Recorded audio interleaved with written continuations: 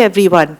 I'd like to invite our chief guest, Shri Yogesh Munjal ji, our guest of honor, Shri Rajneesh Goenka ji, Dr. Vinay Vidya Alankar ji, Dr. Sukriti Mathur ji, Acharya Vikram ji for the deep prajwalan. Gautam Nagar Gurukul से जो ब्रह्मचारी आए हैं वो मंत्र पाठ के लिए ऊपर स्टेज पे प्लीज आ जाएं.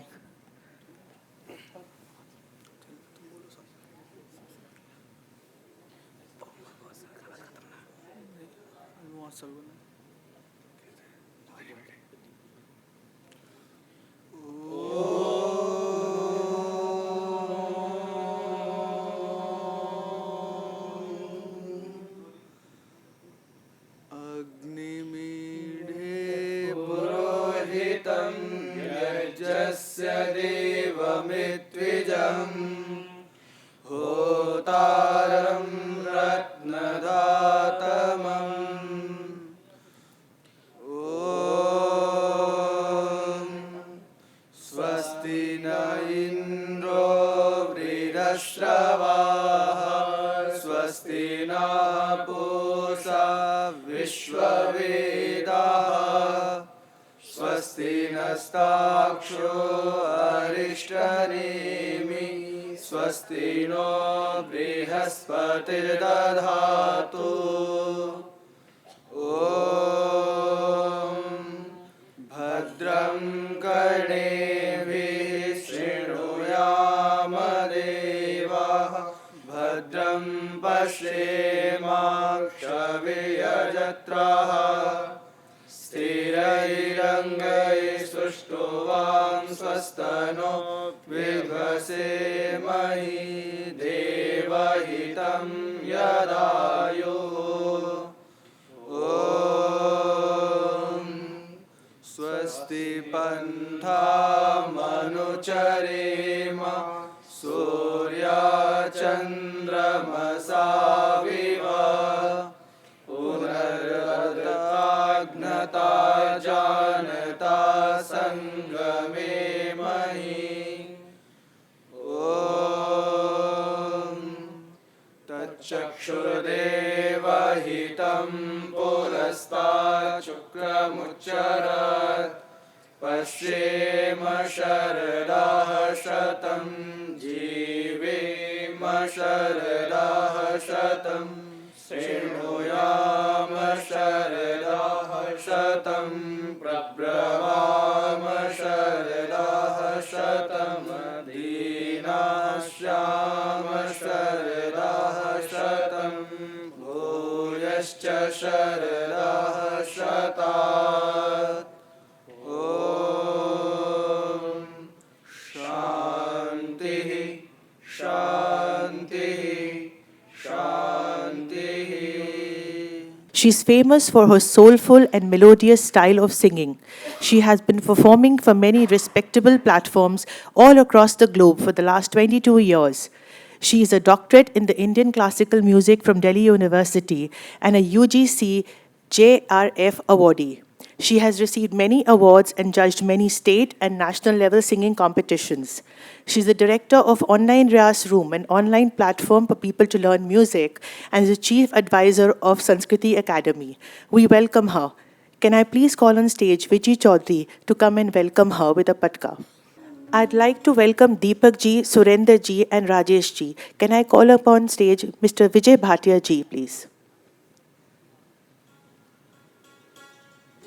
स्वर्गीय श्री राजीव चौधरी जी, जिनके साथ बहुत ज़्यादा समय से तो मैं नहीं कहूँगी, मगर जो उनका संबंध रहा है एक संगीत का भी रहा है, क्योंकि हमारे ऑनलाइन रियाज रूम के वो एक बहुत ही सिंसियर और डेडिकेटेड पार्टिसिपेंट रहे हैं, जो कि संगीत के प्रति बहुत ही समर्पित थे. उनकी बहन पूनम जी भी बैठी हैं,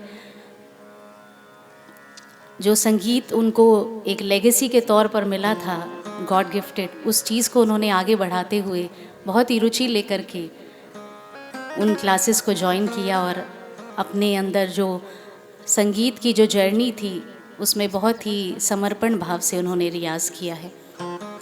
आज उनको गए हुए 2 वर्ष हैं और उनका जाना भी मेरे जीवन में बहुत ही मेरे लिए बहुत ही शॉकिंग था उनका जाना, क्योंकि मैं हॉस्पिटल में थी अपनी डिलीवरी के लिए और कल 16 तारीख को मेरी जो छोटी बिटिया है उसका जन्म हुआ था।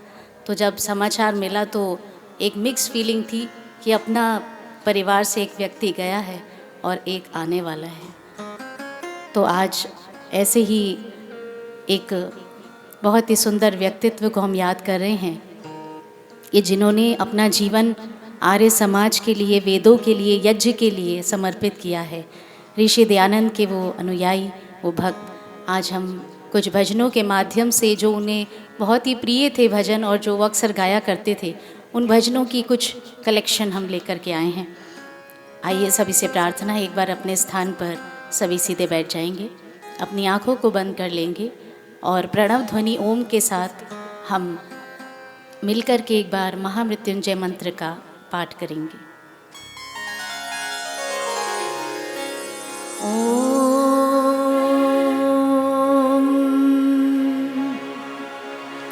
ॐ त्र्यम्बकं यजामहे सुगन्धिं पुष्टिवर्धनम् उर्वारुकमिव वन्दना मृत्युर्मुक्षीयमामृता।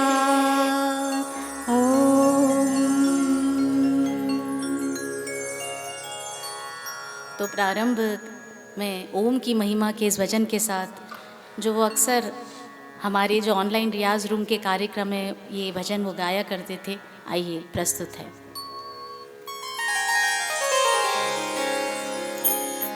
ओम बोल मेरी रसना घड़ी घड़ी,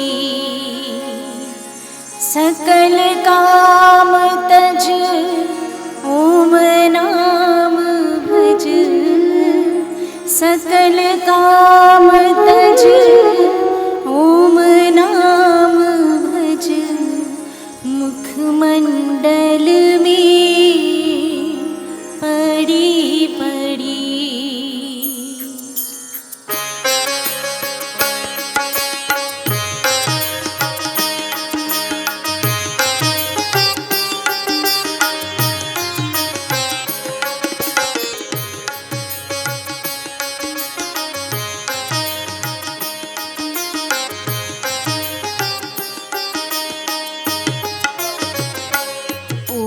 बोल मेरी रसना घड़ी घड़ी, ओम बोल मेरी रसना घड़ी घड़ी, सकल काम तज ओम नाम भज, सकल काम तज ओम नाम भज, मुखमंडल में पड़ी पड़ी।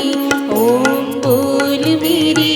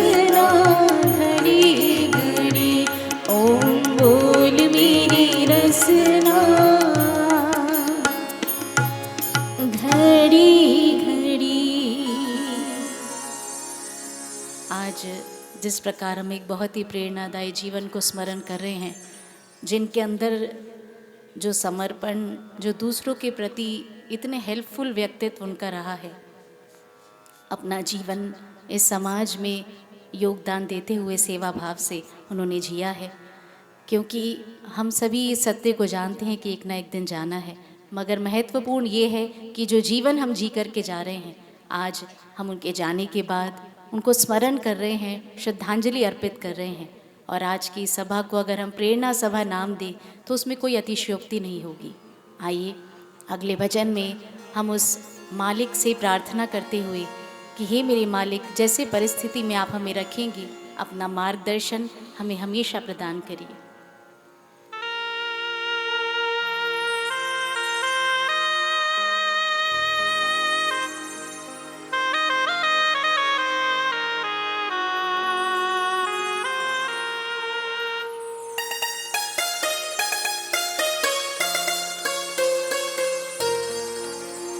हम क्या बताएं तुमको, सब कुछ तुम्हें खबर है, हर हाल में तुम्हारी मेरी तरफ नजर है। सारे जहां के मालिक, सारे जहां के मालिक, तेरा ही आसरा है। सारे जहां के मालिक, तेरा ही आसरा है। राजी हैं हम उसी में जिसमें तेरी रजा है। सारे जहां के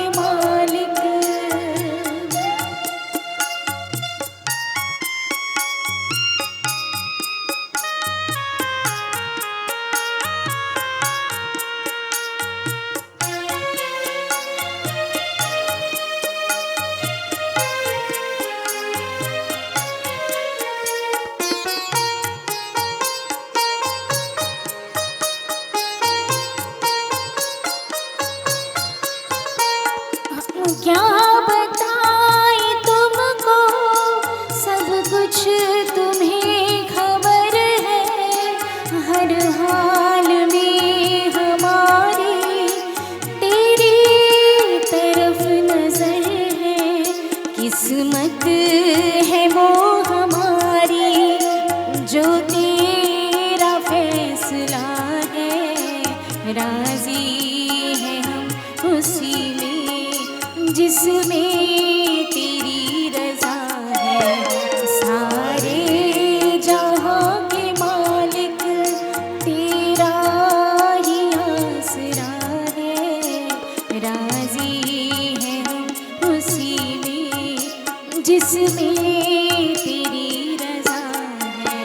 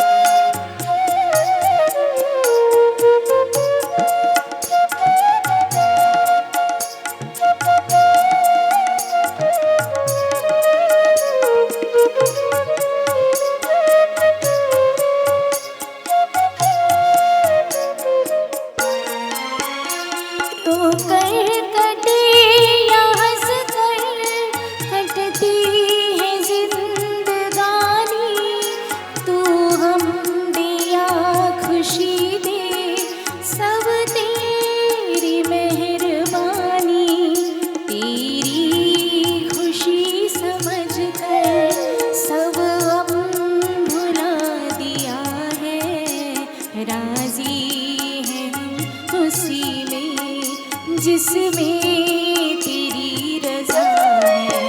सारे जहां के मालिक तेरा ही आसरा है। राजी हैं हम उसी में जिसमें तेरी रजा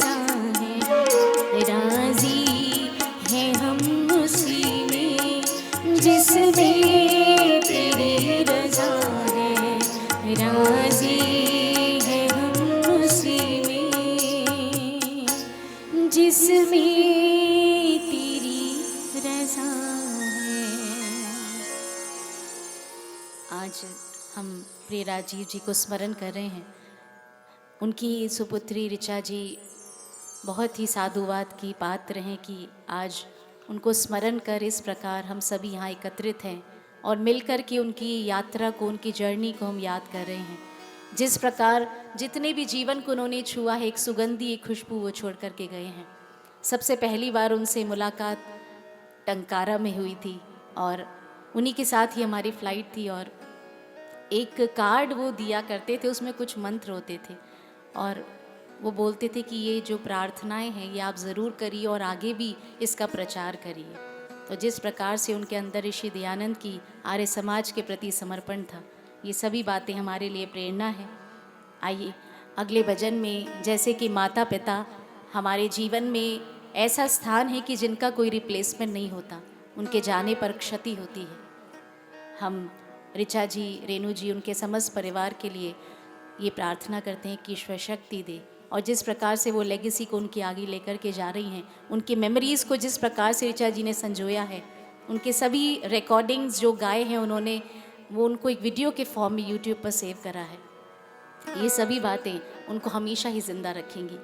आइए अगले भजन में हम माता पिता को समर्पित करते हुए ये भजन प्रस्तुत करेंगे।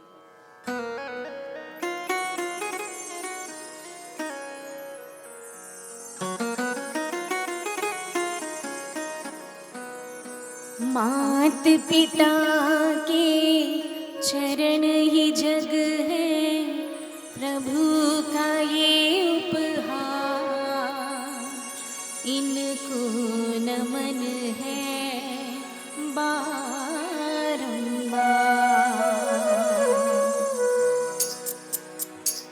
मात पिता के चरण ही जग है, प्रभु का ये उपहार, इनको नमन है बारंबार, इनको नमन है बारंबार। मात पिता के चरण ही जग है, प्रभु का ये उपहार, इनको नमन है बारंबार, इनको नमन है बारंबार। सूर्य चंद्रमा और धरती का मिलकर ये है साथ, इनको नमन है बारंबार, इनको नमन है बारंबार।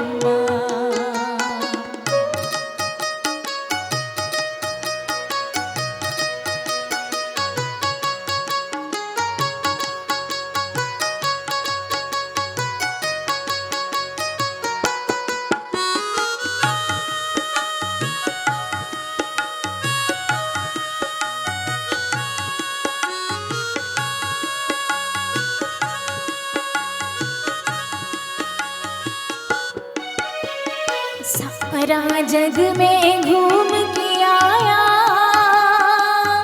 इनके जैसा कोई न पाया। पुण्य कर्म कोई आड़े आया, मिली जो हमको इनकी छाया। इनका सुख देके है प्रभु ने किया बड़ा उपकार, इनको नमन है बारंबार, इनको नमन है बारंबार। मात पिता के चरण ही जग है, प्रभु का ये उपहार, इनको नमन है बारंबार, इनको नमन है बारंबार।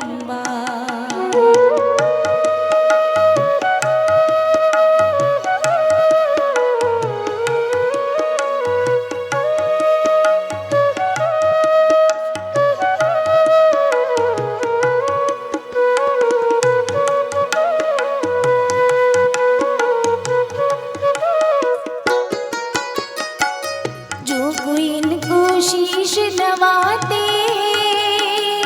सब पापों से मुक्त हो जाते। इनका जो गुणगान है शोक नहीं सताते। ज्ञान परिश्रम और दया का इनमें है भंडार, इनको नमन है बारंबार, इनको नमन है बारंबार। मात पिता के चरण ही जग है, प्रभु का ये उपहार, इनको नमन है बारंबार, इनको नमन है बारंबार।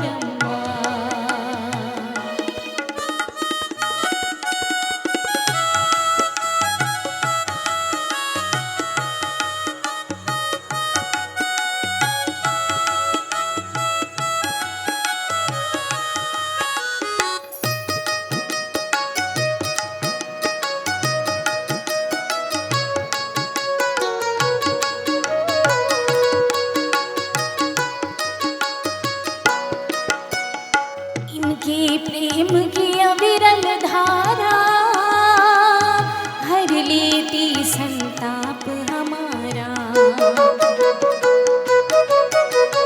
तन मन धन सब कुछ है वारा, धन्य है इनका जीवन सारा।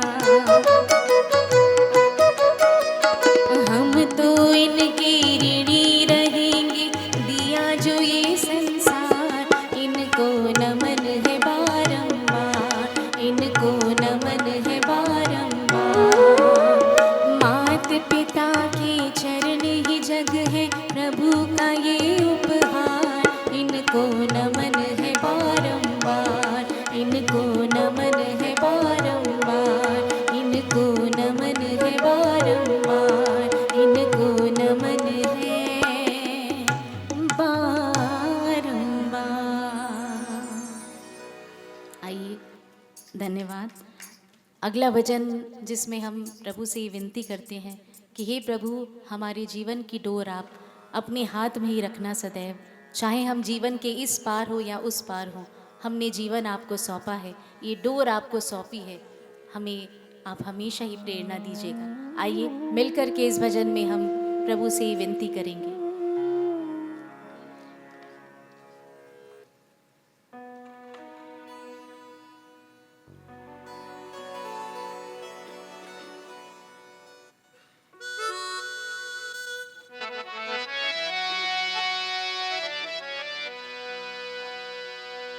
मेरा निश्चय बस एक यही, एक बार तुम्हें पा जाऊं मैं, एक बार तुम्हें पा जाऊं मैं।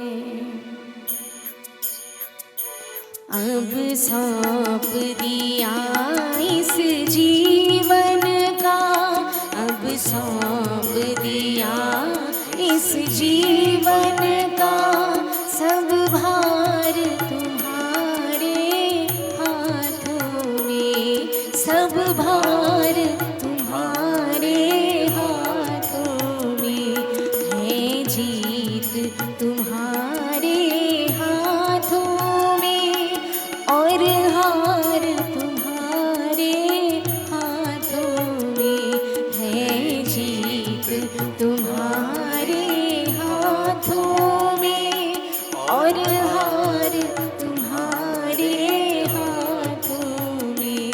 अब सौंप दिया इस जीवन का।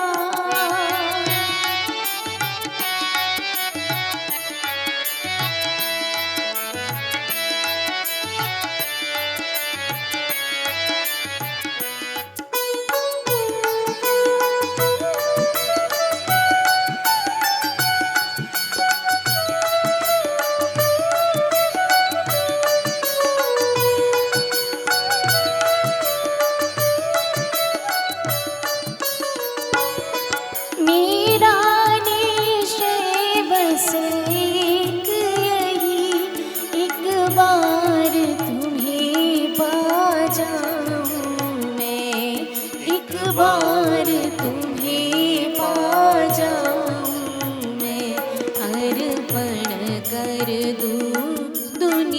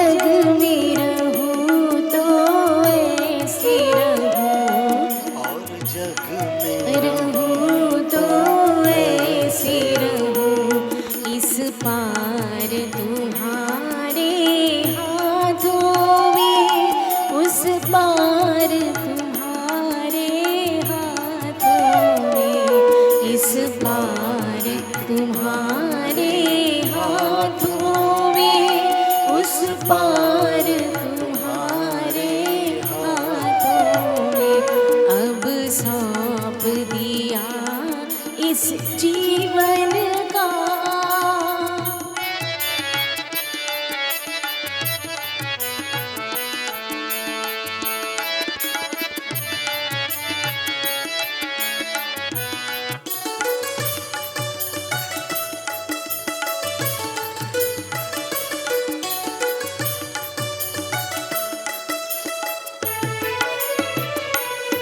मुझ में तुझ में बस भेद यही, मैं नर हूँ तुम नारायण हो, मैं नर हूँ तुम नारायण हो, मैं हूँ संसार के हाथों में, संसार तुम्हारे हाथों में, मैं हूँ संसार के हाथों में, संसार तुम्हारे हाथों। अब सौंप दिया इस जीवन का सब भार तुम्हारे हाथों में, सब भार तुम्हारे हाथों में, सब भार तुम्हारे हाथों में। धन्यवाद। जिन बातों से मैं प्रिय राजीव जी की परिचित हूँ वो आप सभी के साथ बीच बीच में साझा कर रही हूँ। अगर किसी बात को लेकर के जो एक पंक्चुअलिटी होती है, क्योंकि हम ऑनलाइन रियाज रूम में अक्सर जो हमारे लेसन्स होते थे उसके बाद कुछ ना कुछ एक टास्क, एक होमवर्क मैं दिया करती थी, तो उस होमवर्क को सबसे पहले शेयर करने वाले जो स्टूडेंट होते थे वो राजीव जी अपनी चीज़ों के लिए बहुत ही पर्टिकुलर। हम अक्सर कोई ना कोई जैसे त्यौहार आते थे तो उसमें कुछ हम रिकॉर्डिंग्स करते थे, कुछ गीतों का चयन करके, और वो वीडियो मैं रेणु जी उनके साथ जो उन्होंने कंधे से कंधा मिलाकर उनको हर चीज़ में सपोर्ट किया है, उनका धन्यवाद करूँगी कि उनके पैशन को उन्होंने साथ बढ़ कर के उनके सभी वीडियोज़ रिकॉर्ड करना और सबसे पहले शेयर करना। तो पंक्चुअलिटी हो, अपनी चीज़ों के लिए पर्टिकुलर हो, अपने रूटीन्स के प्रति। और जब भी हम हमारे जो ऑनलाइन रियाज रूम में हम ऑनलाइन कार्यक्रम करते थे उसमें एक बात जो मैं शेयर करना चाहूँगी कि हमारे उसमें एक राउंड होता था कि सबसे लंबा जो सांस एक कौन खींच सकता है या फिर सबसे लंबा सा कौन लगा सकता है। पहला सुर सा होता है और नो डाउट कि हमेशा, मतलब एक बार भी नहीं, हमेशा उन्होंने इस गेम को जीता है। और सबसे लंबा मेरे ख्याल से 27 सेकंड या 28 सेकंड मिनिमम उनका होता था, और उसको हमेशा वो बहुत ही पैशन के साथ, बहुत ही उत्सुकता के साथ और इनकरेज करते हुए उन्होंने अपने इस पैशन को जिया है संगीत के, जो मैं उनके साथ ये जर्नी जी है। अगला भजन, जैसा कि हमारे इस नेचर में कुछ ऐसे एग्जाम्पल्स हमें प्रभु ने दिए हैं जो हमें गिविंग नेचर का प्रतीक मानते हैं, जैसे कि नदी हमें जल देती है, वृक्ष हमें फल देते हैं, छाया देते हैं, मधुबन यानी बगीचा, जब हम उसके पास से गुजरते हैं तो हमारे मन में एक भीनी भीनी खुशबू आ जाती है। वही गिविंग नेचर, वही सबके लिए करने का जो स्वभाव था प्रिय राजीव जी का। अगला गीत हम उनकी जर्नी को, उनके जीवन को डेडिकेट करेंगे। आइए।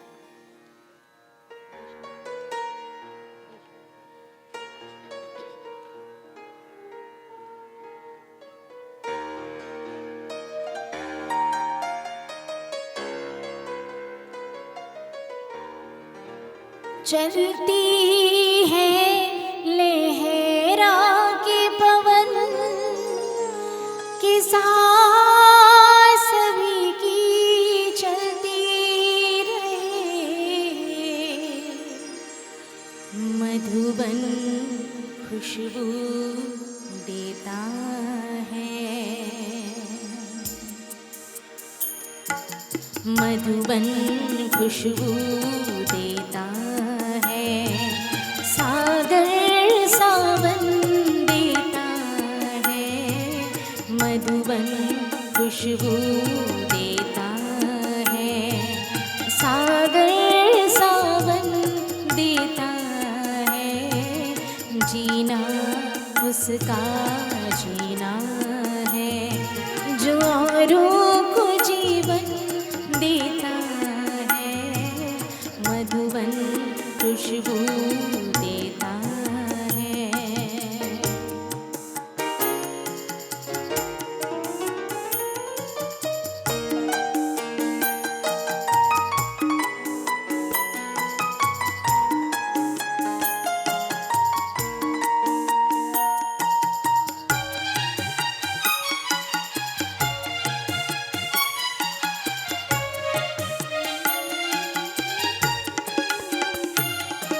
सूरज ना बन पाए तो बन के दीपक जलता चल।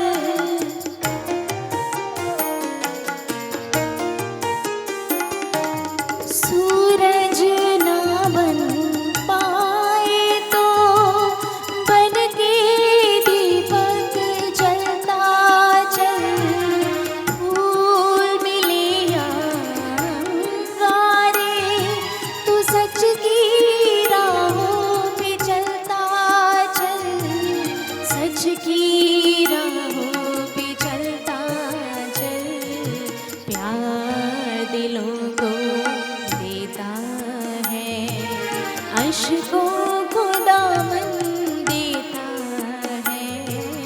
जीना उसका जीना है, जो औरों को जीवन देता है, मधुबन खुशबू देता है।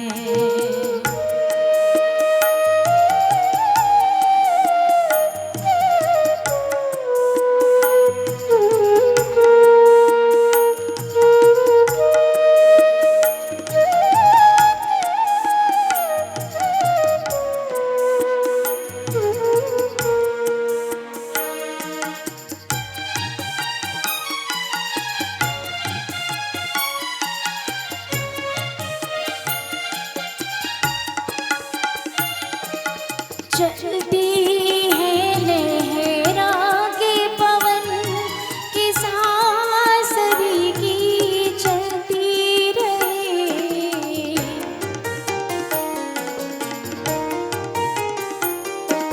चलती है लहरा के पवन की सांस सभी की चलती रहे।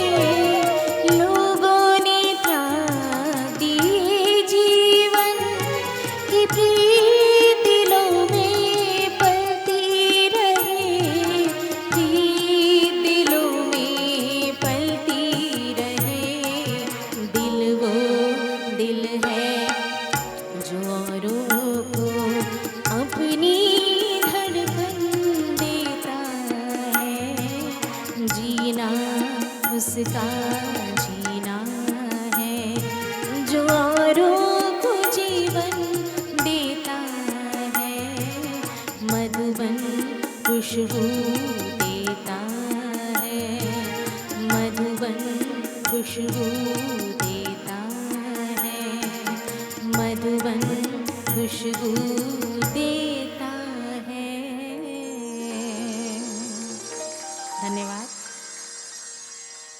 आइए, अगला भजन से पहले और मुझे बात याद आई जब मैं उनके संस्मरण आपसे शेयर कर रही हूँ कि जब हम ऑनलाइन क्लास में होते थे तो जिस प्रकार का एक जिज्ञासु उनका व्यक्तित्व है कि हमेशा उनके पास बहुत सारे क्वेश्चंस होते थे उस गाने के प्रति हो या फिर जो टॉपिक हम डिस्कस कर रहे हैं, वो हमेशा ही कुछ नया जानने का, या ये बात कैसे हुई है, ये सुर कैसे लगा है, या फिर किस प्रकार लगना है, वो बहुत सारे क्वेश्चंस उनके पास हमेशा होते थे और बहुत ही पार्टिसिपेटिव उनका व्यक्तित्व था।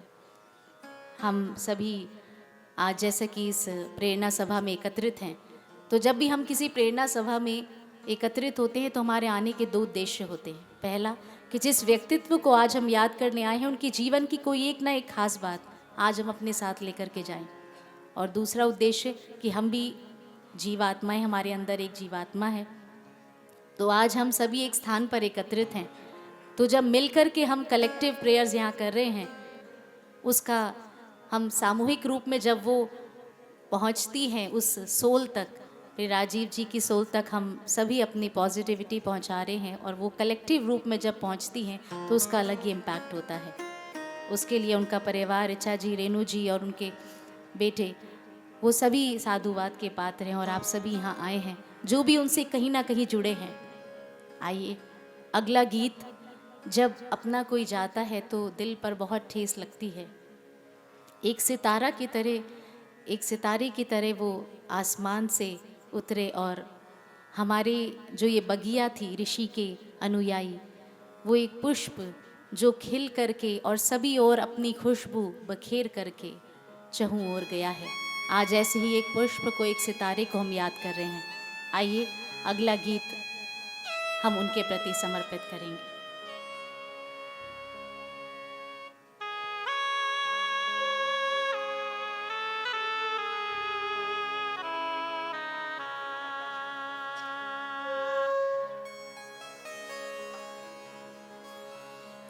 ये कौन गया है महफिल से,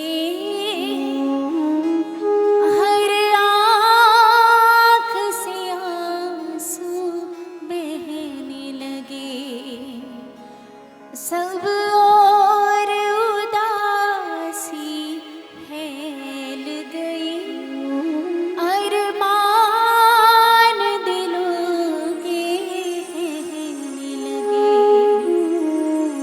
इस आर्य समाज की नदियाँ का मजबूत किनारा टूट गया।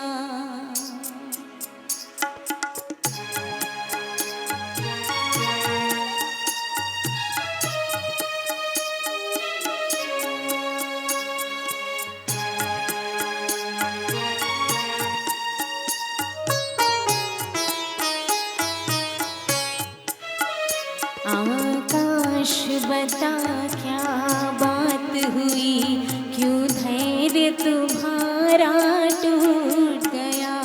आकाश बता क्या बात हुई, क्यों धैर्य तुम्हारा टूट गया।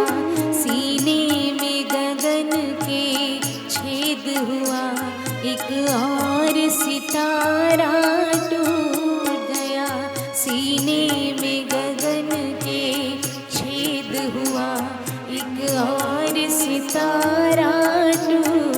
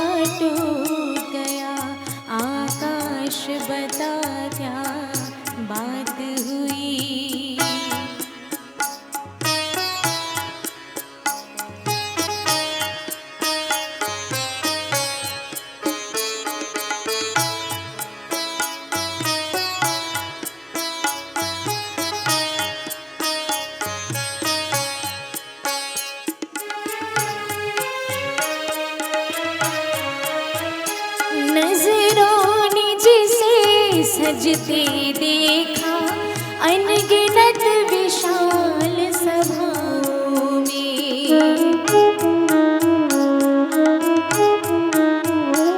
हर बार नया चिंतन देता निष्पाप अनेक कलाओं में।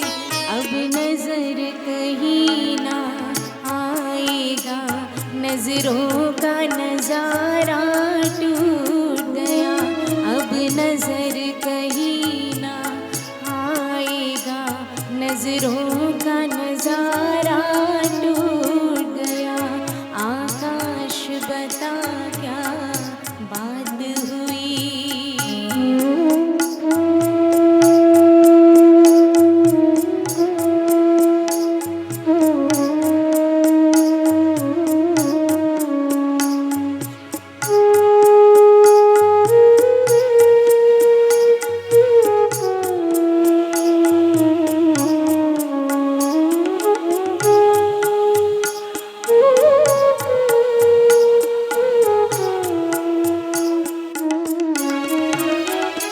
चलते चलते इन राहों पे कोई साथ अचानक छोड़ गया।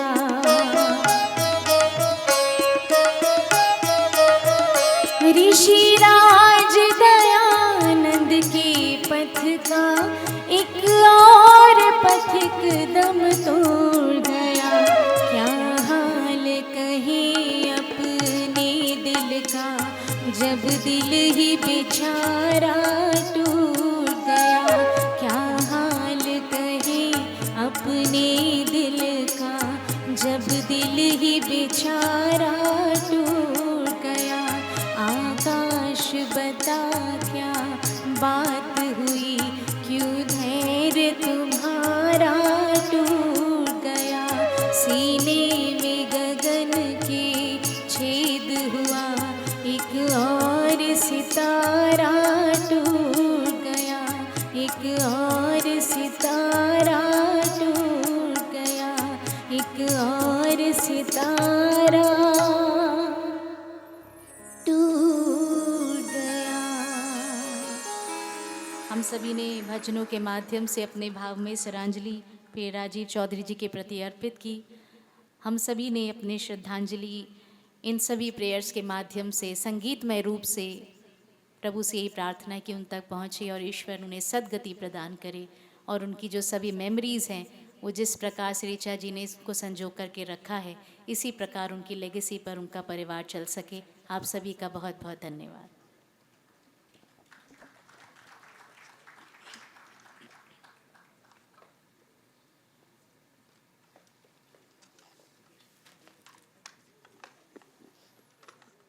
धन्यवाद आदरणीय बहन डॉक्टर सुकृति माथुर जी, जिनके सुमधुर भजनों के इस प्रवाह में हम डूबे हुए थे। डॉक्टर सुकृति माथुर जी का परिवार की ओर से, आर्य समाज ग्रेटर कैलाश पार्ट 1 की ओर से हार्दिक आभार। ये कार्यक्रम श्रीमान राजीव चौधरी जी की स्मृति में द्वितीय बार इस बार आयोजित हो रहा है। गत वर्ष भी हमने उनको स्मरण किया था और इस बार भी हम स्मरण कर रहे हैं श्रीमान राजीव चौधरी जी का। साथ साथ इस कार्यक्रम का नाम जो आपने देखा सामने लिखा है, मधुर भजन और विचारात्मक प्रवचन। आपने अनेक स्मृतियाँ हमारी डॉक्टर सुकृति जी से सुनी और इस विभूति के लिए मेरे पास भी बहुत स्मृतियां हैं। मैं चर्चा भी करूंगा और जो विषय है उसके साथ भी चर्चा करूंगा। मैं इस क्रम में जब तक ये मन सज्जित होता है, ऋषिवर देव दयानंद जी की विचारधारा के लिए ऐसे समर्पित अनेक व्यक्तित्व इस धरा पर निरंतर कार्यरत हैं। निरंतर अपनी भावनाओं से, अपने कार्यक्रमों से, अपने समर्पण से, अपनी निष्ठा से और अपने कार्यों से इस कार्य को, वैदिक प्रचार के कार्य को आगे बढ़ा रहे हैं। हमारे बीच में अभी बहुत सारे बहुत सम्मानित आर्यजन उपस्थित हैं। मैं आप सभी का परिवार की ओर से हार्दिक स्वागत अभिनंदन करता हूं।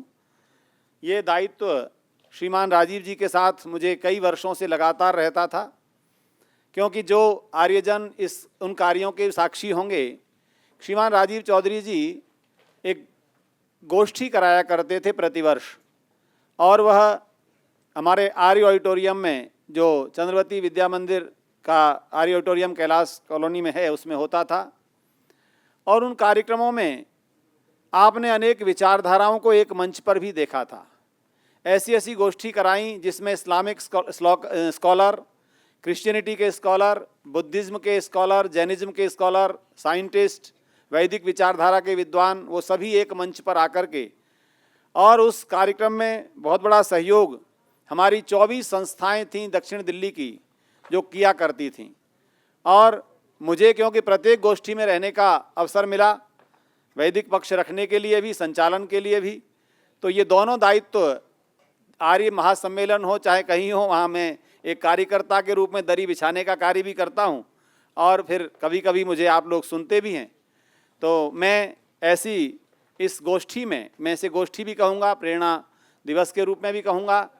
यहाँ जो हमारे मान्य अतिथिजन उपस्थित हैं, मैं उनका हार्दिक स्वागत अभिनंदन करता हूँ, और व्यवस्थानुसार जिनको मंच पर आना है उनके भी नामोल्लेख करूँगा, उनके स्वागत के लिए भी निवेदन करूँगा।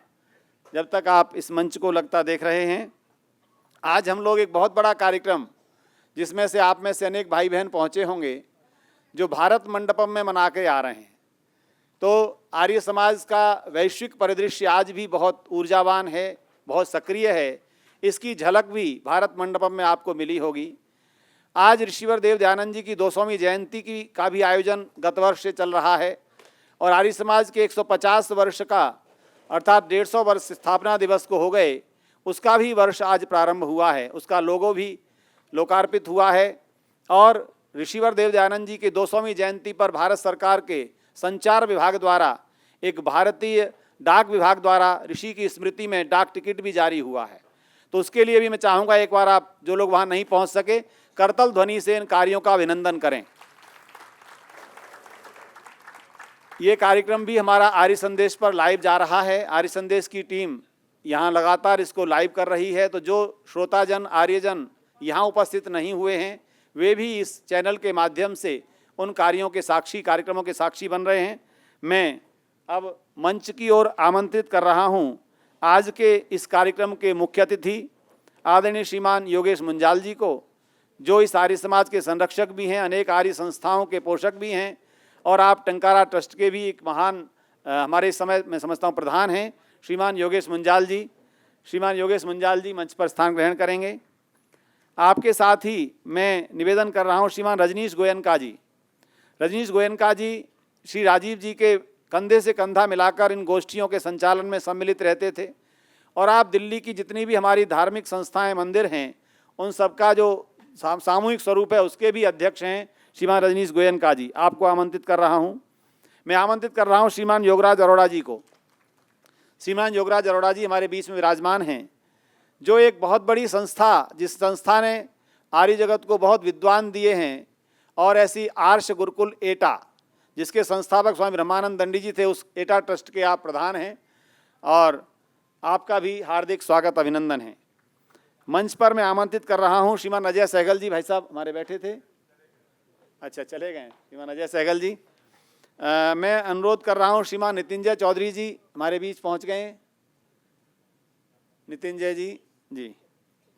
श्रीमान सतीश चड्ढा जी, जो आर्य केंद्रीय सभा दिल्ली के आप महामंत्री हैं, श्रीमान सतीश चड्ढा जी आए हैं हमारे बीच में। मैं आपका स्वागत अभिनंदन करता हूं।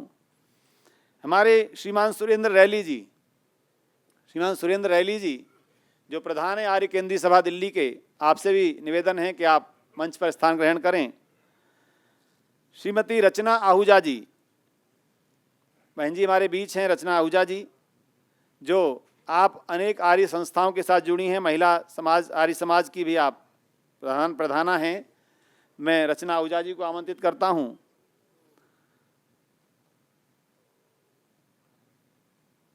श्रीमान आचार्य वीरेंद्र विक्रम जी, आचार्य वीरेंद्र जी विक्रम, जो इस आर्य समाज ग्रेटर कैलाश के धर्माचार्य हैं, आपको भी मैं सादर आमंत्रित करता हूं।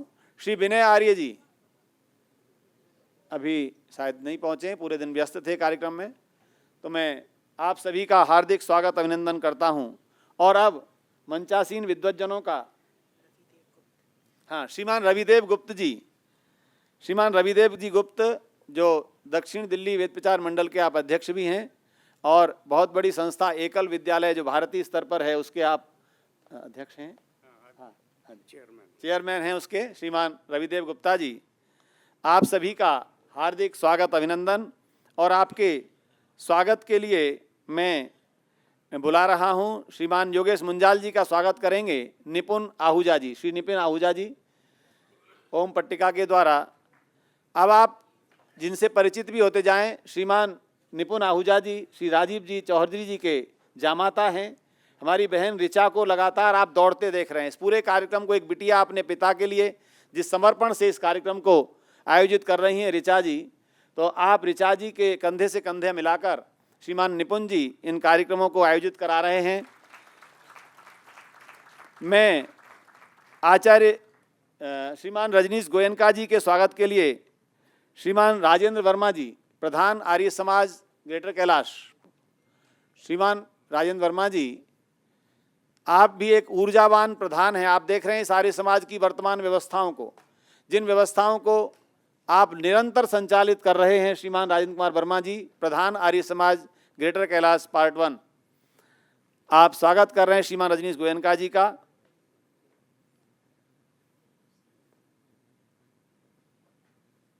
श्रीमान योगराज अरोड़ा जी के स्वागत के लिए मैं बुला रहा हूं मनन आहूजा, ये एक युवा, ये बहन ऋचा के पुत्र हैं, मनन आहूजा आएंगे, स्वागत करेंगे श्रीमान योगराज अरोड़ा जी का।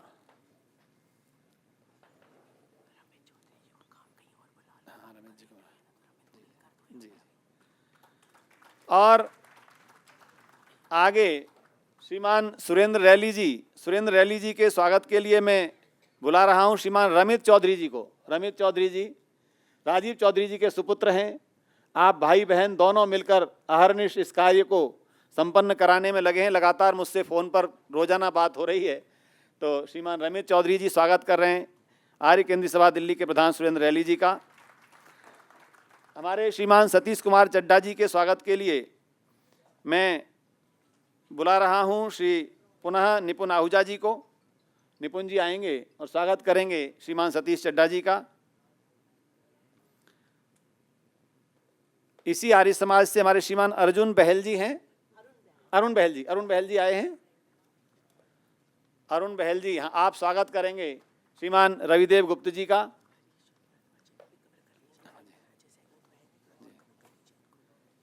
श्री बहल जी स्वागत कर रहे हैं श्रीमान रविदेव गुप्त जी का। हाँ जी, ठीक है, अब तो आ गए, बहल जी आ गए। आचार्य विक्रम जी के लिए बुला लेता हूँ। श्रीमान हरीश भारद्वाज जी जो इसी आर्य समाज के स्तंभ हैं, एक बहुत, हमारे श्रीमान हरीश भारद्वाज जी हैं, हाँ जी, आ रहे हैं। और आप स्वागत करेंगे आचार्य वीरेंद्र विक्रम जी का। आचार्य वीरेंद्र विक्रम जी के स्वागत के लिए श्रीमान हरीश भारद्वाज जी, हमारी श्रीमती रचना आहूजा जी बहन जी उपस्थित हैं। आपका स्वागत। ऋचा आहूजा आएंगी। हाँ जी, उषा मरवा जी, हाँ जी, माता उषा मरवा जी स्वागत करेंगी रचना आहूजा जी का। ये स्वागत का क्रम अब, हाँ जी, संपन्नता की ओर है। और अब इस कार्यक्रम को आगे बढ़ाते हुए मैं, नहीं बैठिए, आप बैठिए, मैं मंच अब दे रहा हूं ऋचा आहूजा जी को। ऋचा जी इस मंच को संभालें। ऋचा जी,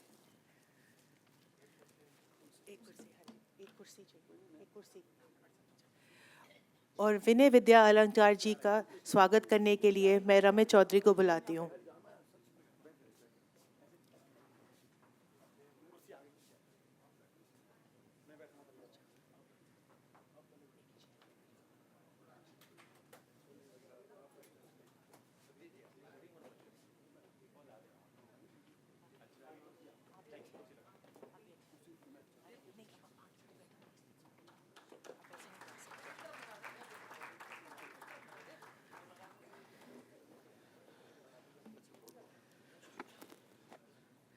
Good evening, everyone. Namaste.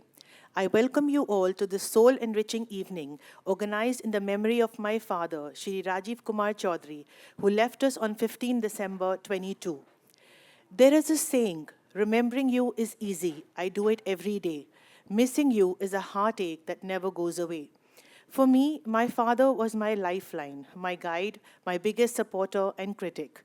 He was always there through ups and downs, being the pillar of strength, and after his going, life has been very different. I take solace that even though I have lost him physically, he's still with me as we are connected by souls. It has been 2 years since Dad left for his onward journey, but his persona and positivity were such that even today, each and every person that he had interacted with remembers him. It is an honor to remember such a man who had compassion, courage, had a caring nature, was selfless, and had tremendous inner strength and unconditional faith in God. We are very proud of Papa's achievements and accomplishments during his lifetime. His contributions to the Arya Samaj, various schools and institutions, and various causes are known to all of you. He touched so many hearts and lives with his calm personality and always managed to get a smile on everyone's faces. Since the last years, Papa had been organizing various programs every year under the auspices of 37 organizations, including RWAs, Arya Samaj, Sanatan Dharam Mandir, NGO, and Gurdwara of South Delhi. These were very successful. His whole purpose behind holding these seminars was to keep alive human values based on the true teachings of the Vedas and help provide a foundation to the society to achieve peace, success, joy, and happiness. It was his heartfelt desire that these teachings be ingrained in our value system and connect as many people as possible with these teachings.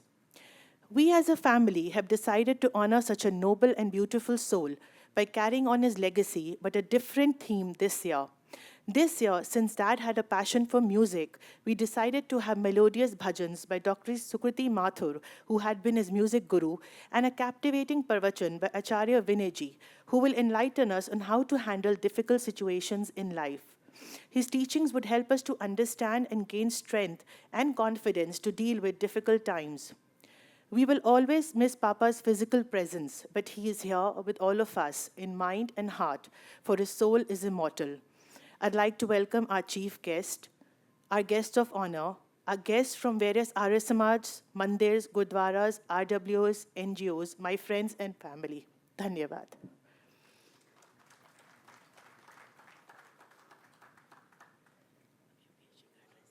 धन्यवाद ऋचा जी। अब मैं इस कार्यक्रम का प्रारंभ आज के मुख्य अतिथि श्रीमान योगेश मुंजाल जी के उद्बोधन से कराना चाहूँगा। श्रीमान योगेश मुंजाल जी मुख्य अतिथि के रूप में अपना उद्बोधन हमें प्रदान करेंगे। श्रीमान योगेश मुंजाल जी।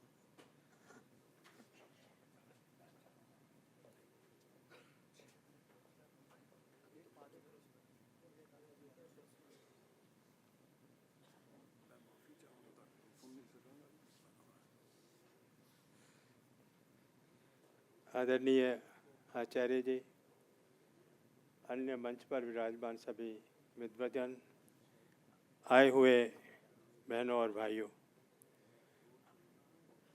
आज हम राजीव चौधरी जी के स्मृति में यहाँ सब एकत्र हुए हैं। मैं जब भी इस ऑडिटोरियम में आता हूँ तो मुझे राजीव की याद आ जाती है। उन्होंने इसकी कल्पना की थी, उन्होंने सारा फिज़िकल वर्क उन्होंने किया, बल्कि एक कार्यक्रम शायद उनका अंतिम कार्यक्रम होगा, अभी ये पूरा नहीं हुआ था।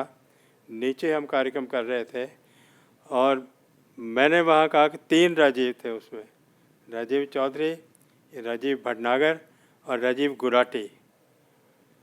मैंने कहा बाकी का काम ये तीनों मिलकर ख़त्म कर दें, तीनों ने, लेकिन वो पूरी तरह से इसको फिनिश तो नहीं कर सके, पूरा बनने के बाद इसको देख नहीं सके।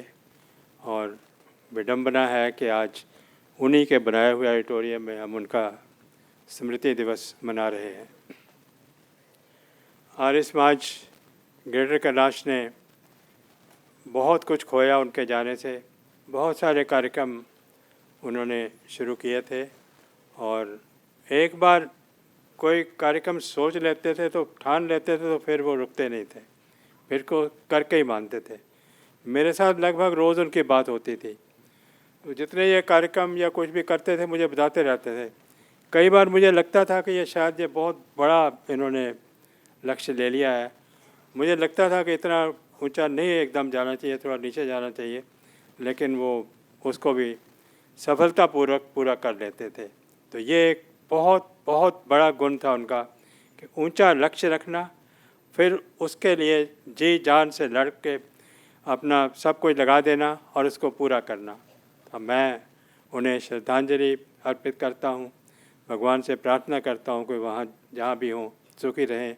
शायद वो देख रहे होंगे आज उनके इस ऑडिटोरियम में हम ये कार्यक्रम कर रहे हैं। और भी कई काम थे, हालांकि वो प्रधान या मंत्री नहीं थे। प्रधान हमारे लखनपाल जी बैठे हैं, मंत्री वर्मा जी थे, वो वाइस प्रेसिडेंट थे। आमतौर पर ऐसे काम प्रधान या मंत्री करते हैं, लेकिन वो उप प्रधान होते हुए भी उन्होंने ये सारे इनिशिएटिव लिए, काम किए। तो यहाँ थोड़ी सी मैं बैकग्राउंड बता दूँ, यहाँ पहाड़ था, पत्थर सारा था ऊंचाई, उस ऊंचाई तक, और हमें समझ नहीं आती थी इस जगह का क्या करें। बर्बाद हो रही थी, वेस्ट हो रही थी जगह, कुछ नहीं कर सकते थे। पता नहीं कैसे आइडिया आया कि इसको प्लेन कर दो। मैंने कहा प्लेन करने का तो बड़ा खर्चा आएगा, इतना पहाड़ कैसे टूटेगा। लेकिन किसी ने कहा कि नहीं, आपको कुछ नहीं करना पड़ेगा, वो तोड़ने वाले होते हैं, बल्कि वो पैसा दे कर जाएंगे। हैरान हुए सब लोग, पैसा दे कर जाएंगे, और वाकई वही हुआ। पहाड़ को तोड़ने के बुलाया, उन्होंने पैसा दिया, पहाड़ तोड़ा। कुछ आसपास के लोगों को तकलीफ़ हुई, कुछ काफ़ी ठक ठक होती थी, लेकिन ठीक हो गया। उसके बाद जब ये बनना शुरू हुआ तो ये साथ में गुरुद्वारे का और हमारी कॉमन वॉल है, वो दीवार टूटनी शुरू हो गई हमारे काम करने से। मुझे लगा अब ये फिर रुक जाएगा, वो लोग रुकवा देंगे, लड़ाई झगड़ा होगा अननेसरी, कोर्ट में स्टे ऑर्डर ले लेंगे या कुछ ना कुछ करेंगे। लेकिन ऐसा कुछ नहीं हुआ।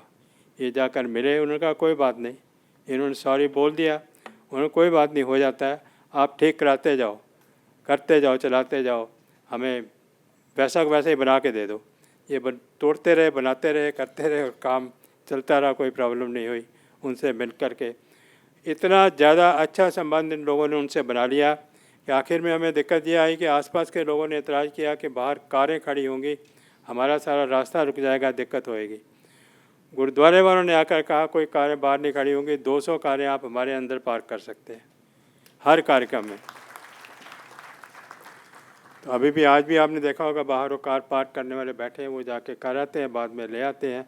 तो कैसे समस्याएं आती रही, सुलझती रही, और काम चलता रहा। और यहाँ तक कि इनके आर्किटेक्ट भी शायद योगराज जी अरोड़ा ने दिए थे, सरदार जी थे, उन्होंने बिना कुछ पैसा लिए ये सारा डिज़ाइन किया। और जब यहाँ इनाग्रेशन हुई तो यहाँ उन्होंने अपनी जो स्पीच दी, वो ऐसे लग रहा था जैसे कोई बहुत धर्मात्मा व्यक्ति बोल रहे हैं। हर चीज़ को उन्होंने स्पिरिचुअल बनाया, हर एक का मतलब बताया कि ये पिलर मैंने ऐसा क्यों बनाया, इसमें क्या स्पिरिचुअलिज्म है, एक एक आइटम की स्पिरिचुअल बैकग्राउंड बताई उन्होंने। तो इतना सब राजीव जी ने किया, हम उनको याद कर रहे हैं, बड़ा अच्छा है। परिवार ने उनको ये स्मृति को कंटिन्यू रखा है, ये बहुत अच्छा है। गोष्ठी जो आचार्य जी बतला रहे थे, बड़ी सफल गोष्ठी जाती थी, इसमें सब धर्मों के लोग आते थे, और कोई आपस में लड़ाई झगड़ा नहीं होता था। नहीं तो आमतौर पर ऐसा होता है कि सब धर्मों को बुला लो तो वो लड़ाई झगड़ा हो जाता है, जैसे पार्लियामेंट में हो जाता है। लेकिन ऐसा कभी नहीं हुआ, सब कंट्रोल करते। और 37 ऑर्गेनाइजेशन को इकट्ठा करना, उनके साथ मिलकर कार्य करना बड़ा ही सराहनीय है। मैं एक बार फिर उनको श्रद्धांजलि देता हूँ, परिवार का धन्यवाद करता हूँ कि उन्होंने इस परंपरा को जारी रखा। आप सबका भी धन्यवाद, अब इतनी सर्दी में यहाँ पर आए, बल्कि काफ़ी लोग सवेरे वहाँ कार्यक्रम में भी गए हैं, और एक कार्यक्रम में जाने के बाद दूसरे कार्यक्रम में जाना थोड़ा मुश्किल हो जाता है, फिर भी वो आए हैं। आपका सबका बहुत बहुत धन्यवाद।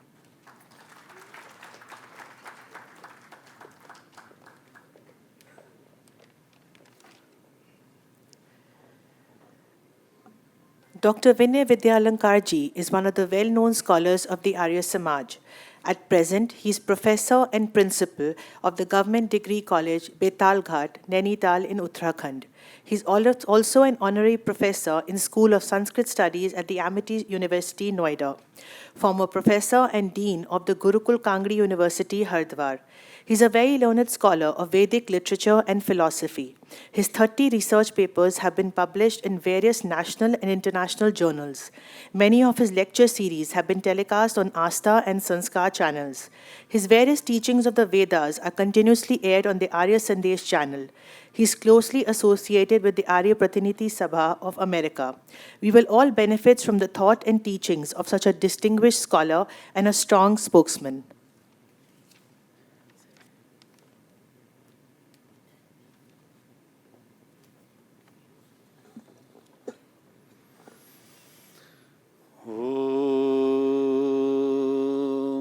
पुनरेहि वाचस्पते देवेन मनसा सह वसोष्पते निरमय मय्येवास्तु मयि श्रुतं मय्येवास्तु मयि श्रुतम् ॐ शान्ति शांति शांति।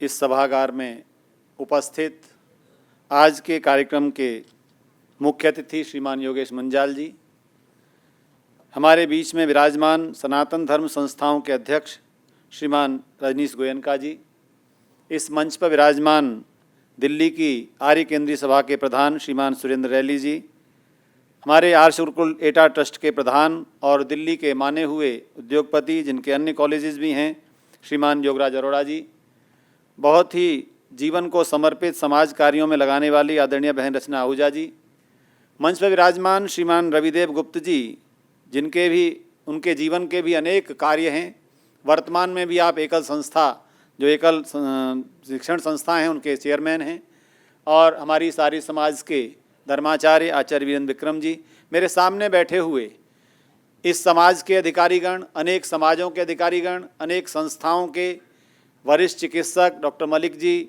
हमारे श्रीमान विजय लखनपाल जी, 90 वर्ष की आयु को पूर्ण कर रही मेरी आदरणीय बहन अमृत पॉल जी, हमारे अन्य सभी गणमान्य अतिथिजन, मैं निवेदन करूंगा कि अगली पंक्तियां 4-5 कुर्सी खाली हैं। श्रीमान वर्मा जी प्रधान है सारे समाज के, अन्य पदाधिकारीगण आगे स्थान ग्रहण करें तो अच्छा लगेगा।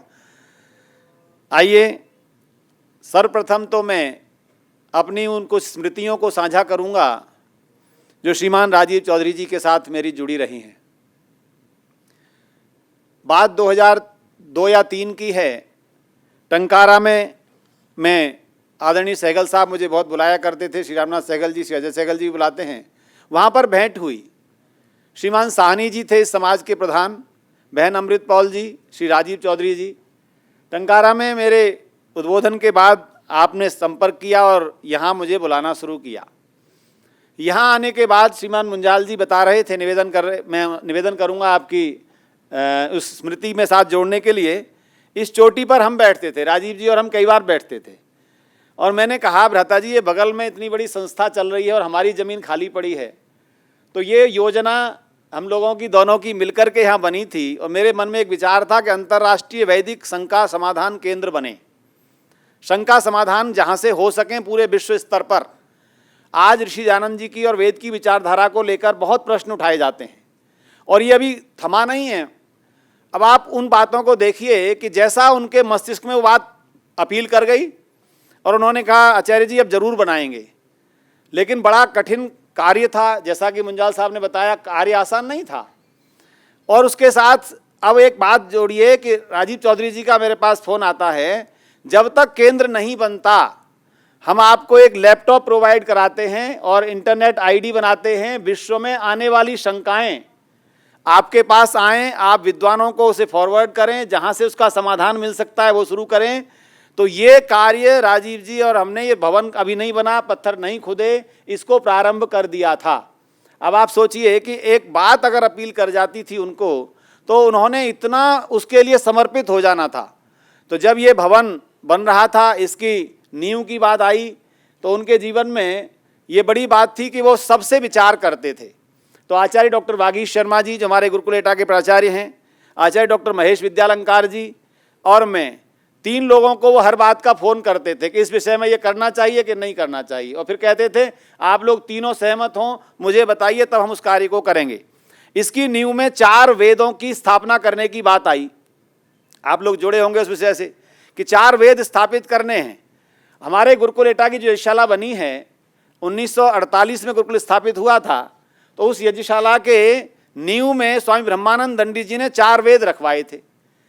चारों कोनों पर एक एक वेद, वो बहुत अच्छे बॉक्स में बंद करके जो लंबी अवधि तक शताब्दियों तक रह सकता हो, वो बात हमको जुड़ी हुई थी। तो मैंने कहा भ्राता जी राजीव जी, क्योंकि मैं गुरुकुल एटा से पढ़ा हूँ और वहाँ पर वेद को स्थापित किया गया था सुरक्षा के लिए, तो वो विषय यहाँ आया। खैर उसमें कुछ आचार्यों ने उसमें वैमत्य भी प्रकट किया कि ये क्या कर रहे हैं, वेद को क्यों जमीन के अंदर रख रहे हैं। तो वो उसका उद्देश्य क्या था, बड़ा व्यापक उद्देश्य था। देखिए हम जब इतिहास देखते हैं 1000, 2000, 4000, 5000 वर्ष का, तो जब कोई आर्कियोलॉजी विभाग उसकी खुदाई करता है तो उन अवशेषों को देखता है। ये बात हम नहीं कहते कि आर्यावर्त में कभी ऐसा होगा कि हम वेद की संस्कृति से दूर चले जाएंगे। हमारे प्राचीन ऋषियों मुनियों ने भी कल्पना नहीं की होगी। लेकिन आप देखिए 5000 वर्ष महाभारत को हुए, महाभारत के बाद जब ऋषि दयानंद जी ने आकर वेद की मांग की तो वेद नहीं थे, ये कहा जा रहा था कि वेद तो है ही नहीं। तो जिस सत्य सनातन वैदिक संस्कृति के आधार वेद हमारी 19वीं शताब्दी में हमको प्राप्त नहीं हो रहे थे, तो ऐसा काल भी कभी समय में आ सकता है, संभावनाएं हैं, हम उसको डिनाई नहीं कर सकते। तो इन भावनाओं से वेद की सुरक्षा, गुरुकुल झज्जर आप में से यदि कोई गए हों, हमारे गुरुकुल के साथी बैठे हैं, स्वामी उमानंद जी महाराज ने ऋषि के कुछ ग्रंथों को ताम्र पत्रों पर अंकित करवाया है कि अगर कागज कहीं नष्ट भी हो जाए तो ताम्र पत्र पर वो ग्रंथ सुरक्षित रहें। तो ये जो कार्य होता है ये बहुत दूरदृष्टि का होता है। तो ऐसे ऐसे अनेक कार्य श्री राजीव चौधरी जी लगातार, अब जो सर्वधर्म सम्मेलन वाली बात थी, सभी मत मतांतरों की गोष्ठी जो कराते थे, हमारे बीच में पधारे हैं हमारे गुरुद्वारा प्रबंध कमेटी के अधिकारीगण, आप सब लोग सम्मिलित होते थे और उस ऑडिटोरियम में ये लगता था कि जो मंजाल जी ने कहा कि कितनी सरलता से सब विषयों पर। और एक बात और आपको साझा करूं, जो बुद्धिज्म ईश्वर को नहीं मानता उसके स्कॉलर प्रोफेसर भट्ट जब उस गोष्ठी में आए तो पता नहीं राजीव जी का जो ऑरा था, उनकी जो आभा थी, उसका प्रभाव होता था क्या, उनके बुलाने में वो आकर्षण होता था। प्रोफेसर भट्ट ने कहा कि मेरा मत ईश्वर को नहीं मानता, परंतु यहाँ विचारों को सुनकर मुझे लगता है कोई सुप्रीम पावर तो है। ये कौन कह रहा है? जो नास्तिक मत के प्रचार करने वाले हैं, उन्होंने कहा कि यहाँ सबको साथ देकर सारी बातों को सुनकर मुझे लगता है कि सुप्रीम पावर है, वी कैन रियलाइज, हम उसको अनुभव कर सकते हैं, वी कैन डिफाइन। उन्होंने कहा हम, उनका अंग्रेजी में भाषण था प्रोफेसर भट्ट का, कि हम नहीं उनको डिफाइन कर सकते पर हम उसको रियलाइज कर सकते हैं। तो ऐसी ऐसी विचारधारा, इस्लामिक स्कॉलर का आपको याद दिला दूं, प्रोफेसर MY कुरैशी दिल्ली विश्वविद्यालय के आए और उन्होंने क्या कहा, मैं अपने विषय पर भी आऊँगा, अपने विषय के साथ भी मुझे न्याय करना है। प्रोफेसर MY कुरैशी ने कहा कि हमारे ग्रंथों में कहा गया कि अल्लाह ताला 7वें आसमान पर होता है, 7वें आसमान पर, और हमारे कुछ लोग जो 7वें आसमान के विषय में नहीं जानते वो ऐसे आसमान की 7 कल्पनाएं करते हैं।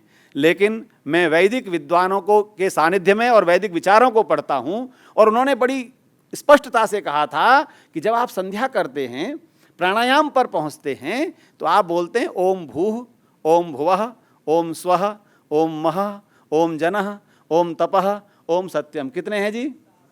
7 हैं। और प्रोफेसर MY कुरैशी कहते हैं कि ये जो भू से जीवन प्रारंभ होता है, अर्थात इन 5 तत्वों से बना हुआ शरीर, जब हम इसके स्तर बढ़ाते जाते हैं, भू से भुवः पर पहुँचते हैं, स्वः पर पहुँचते हैं, मह पर पहुँचते हैं, जनः पर पहुँचते हैं, तपः और सत्यम, 7वें स्तर पर ही ईश्वर का साक्षात्कार होता है। ये 7वां आसमान है और कोई 7वां आसमान नहीं। ये कौन कह रहा है? ये इस्लाम का स्कॉलर कह रहा है कि नहीं, हमारा 7वां आसमान वेद वर्णित 7वां आसमान ही है और कोई 7वां आसमान एग्जिस्ट नहीं करता। अब आप सोचिए, ये सारे कार्य आर्य समाज की विचारधारा के साथ जुड़कर हो सकते हैं। ये बात राजीव जी के इस प्रेरणा दिवस पर हम स्मरण करें। और अब मैं अपने विषय के साथ आता हूँ, जो विषय हमारी बहन ऋचा बहुत ऊर्जावान है, बहुत ऊर्जा का भंडार लगातार मुझे कहने लगी, आचार्य जी ऐसा विषय दीजिए। कुछ हमारी फ्रेंड सर्किल के लोग भी आते हैं, वो ये कहते हैं कि आप लोग वैदिक बातें करते हो, हमारे जीवन में क्या इनका एप्लीकेशन, अप्लाई क्या है, अप्लाइड साइंस है कुछ इसमें कि नहीं। तो आज कुछ आए हैं हमारी ऋचा बहन के दोस्त मित्र हैं जी, जरा हाथ खड़े करके बताओ मुझे, हैं? अच्छा नहीं आए हैं तो कोई बात नहीं, जितने आए हैं हाथ नहीं उठा रहे कोई बात नहीं, मैं निवेदन कर रहा हूं अब जरा थोड़ी सी चर्चा करते हैं, क्योंकि ये विचार के लिए समर्पित संध्या है। हम विचार ये करें, हमारा जो जीवन है, पहली बात तो ये विचार लाइए अपने अंदर, जो पहले से सुनते आ रहे हैं, हमारे विद्वज्जन भी हैं, श्रुति श्रोतागण भी हैं, कि ये जीवन न तो पहला है और न अंतिम है। पहला क्या विचार रखना है, ये जीवन पहला और अंतिम नहीं है। इससे पहले भी हम अनेक जन्मों की यात्रा करते हुए आ रहे हैं और न अंतिम है, इसके बाद भी हम इस क्रम में आगे बढ़ रहे हैं। तो ऐसी स्थिति में हमें एक समाधान मिल जाएगा। क्या समाधान मिल जाएगा? इस जीवन में जो हम प्राप्त करने की अभिलाषा लेकर चले हैं, उसमें हमारा कार्यक्रम क्या है, हम क्या प्राप्त करना चाहते हैं। एक बहुत सरल सी बात है कि हम सुखी जीवन जीना चाहते हैं, हमारे जीवन में हमेशा प्रसन्नता रहे, हैप्पीनेस रहे, ये हमारा सबका प्राथमिक उद्देश्य है। अब इस उद्देश्य के लिए यदि हम ये मानते हों कि केवल इस जन्म का पुरुषार्थ ही पर्याप्त है, मैं कई बार समय की जब बात करता हूं तो समय को देखने के दो दृष्टिकोण हैं। एक दृष्टिकोण है आप सर्किल में समय को देखें, गोले में, और एक है सीधा आप समय को देखें वर्टिकल में। जो गोले में समय को देखता है, समय का चक्र भ्रमित हो रहा है, घूम रहा है, भ्रमण कर रहा है, और उसमें हमने ऋषियों के ज्ञान के माध्यम से विचार किया कि हमारे 3 प्रकार के कर्म ही हमारे जीवन को देने वाले बन रहे हैं। एक है जिस जन्म को हमने प्राप्त किया वो कहीं ना कहीं प्रारब्ध के कर्मों का परिणाम है, प्रारब्ध।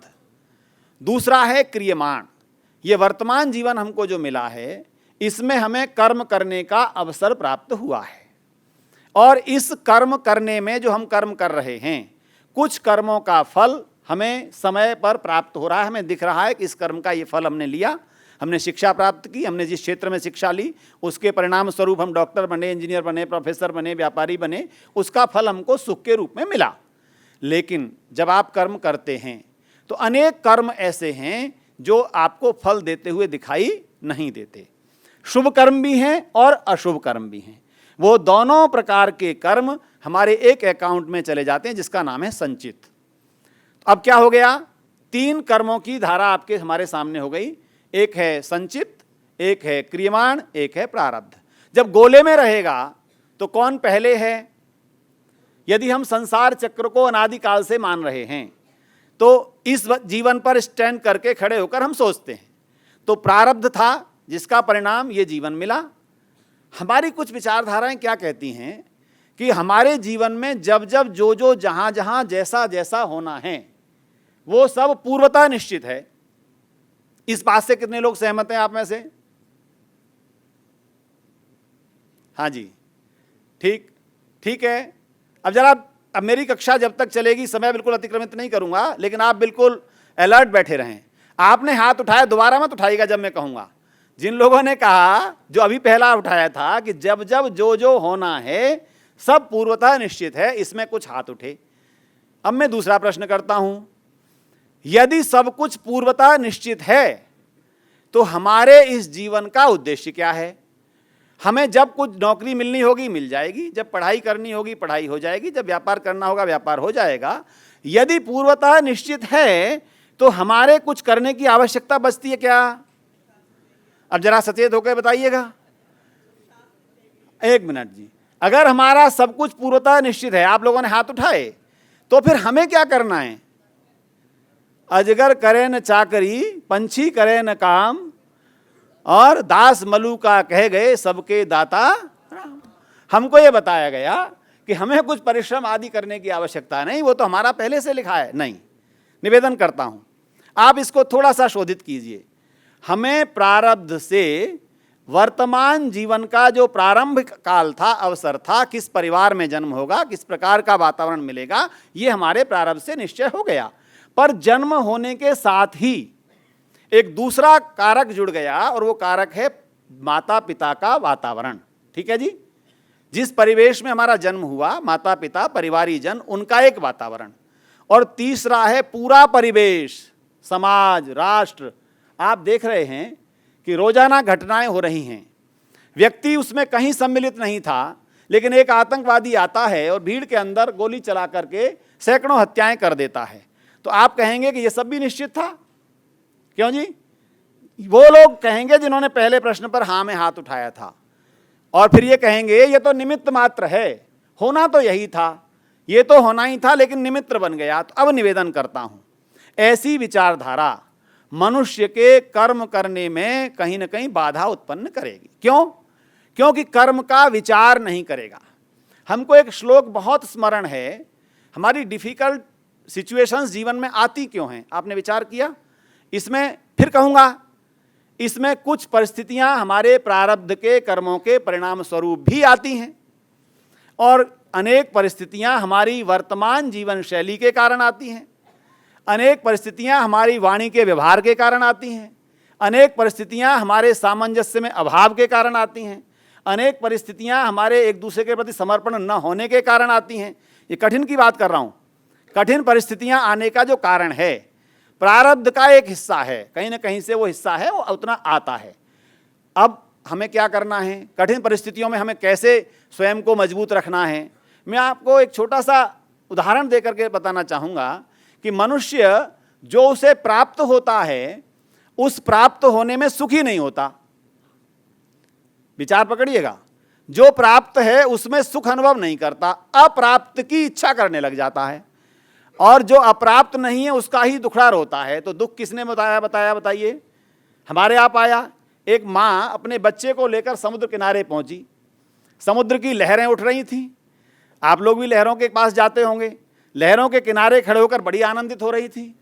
मैं अभी 2-3 साल पहले मॉरिशस में था, तो वहाँ पर एक टापू है, उसके बाद जो लहरें उठती हैं वो 100 मीटर दूर तक से भी आकर के ऊपर आ जाती हैं उस टापू के पास। तो मैं देखता था ये जल में कितनी शक्ति है, कहाँ से लहरें उठ करके आ रही हैं। तो माँ अपने बेटे को लेकर किनारे खड़ी है और लहरें आ रही हैं। अचानक एक बहुत ऊंची लहर आई, उसकी आंखों के आंख सामने अंधेरा हो गया, और जब उसने लहर वापस देखी तो उसका बच्चा उसके पास नहीं था। अब उस माँ परेशान हो गई। उसने प्रार्थना की, हे गॉड, हे परमपिता परमात्मा, अगर मैंने तेरी कोई पूजा की है, तेरी वंदना की है, ये मैं प्रार्थना करती हूँ मेरे बच्चे को मुझे दे दे।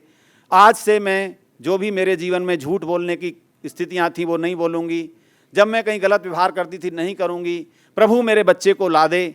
अब वो 1-2 मिनट इस प्रार्थना में उसका लगा, लहर आई, और लहर लौट कर आई तो पास में उसका बच्चा खड़ा था।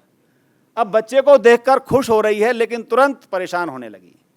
क्या कहती है, बच्चा तो आ गया पर इसके सिर पे जो कैप थी वो नहीं आई। अब आप देखिए कि मनुष्य का स्वभाव क्या है कि हम जब किसी कठिन परिस्थिति में होते हैं, प्रभु को स्मरण करते हैं, प्रभु का धन्यवाद भी करते हैं और कहते हैं प्रभु ऐसा कर दो, लेकिन जैसे ही वो सुख प्राप्त होता है, अगला दुख हमें आकर के घेर लेता है। तो पहली कठिन परिस्थिति क्या है? हमारी मनःस्थिति ईश्वर द्वारा, हमारे कर्मों द्वारा, व्यवस्था द्वारा जो कुछ प्राप्त है उस पर हम प्रसन्न होना भूल गए हैं। ऐसा है कि नहीं? क्यों जी? अगर आपको ऐसा ना आता हो, मैं जिस कॉलेज में पढ़ाता रहा हूँ, मेरा ट्रांसफ़र होता रहता है विश्वविद्यालय की व्यवस्थाओं के अनुसार, तो मैं कुछ वर्षों तक एक नगर से दूसरे नगर तक ट्रेन से जाता था, और उस ट्रेन में मेरा एक सहयात्री होता था, उसका नाम था गुरुबचन सिंह, हमारा सरदार भाई था, और वो मेरे साथ एक ऑफिस में जाकर कहीं काम करता था। आप कल्पना कर सकते हैं, यहाँ से दोनों हाथ नहीं थे, दोनों हाथ यहाँ से नहीं थे, और वो जाते थे ऑफिस में, उनको जो भी कार्य दिया गया था वो करते थे, पढ़ाई की, क्योंकि आज सभी दिव्यांगों के लिए कहीं ना कहीं कोई अवसर होता है।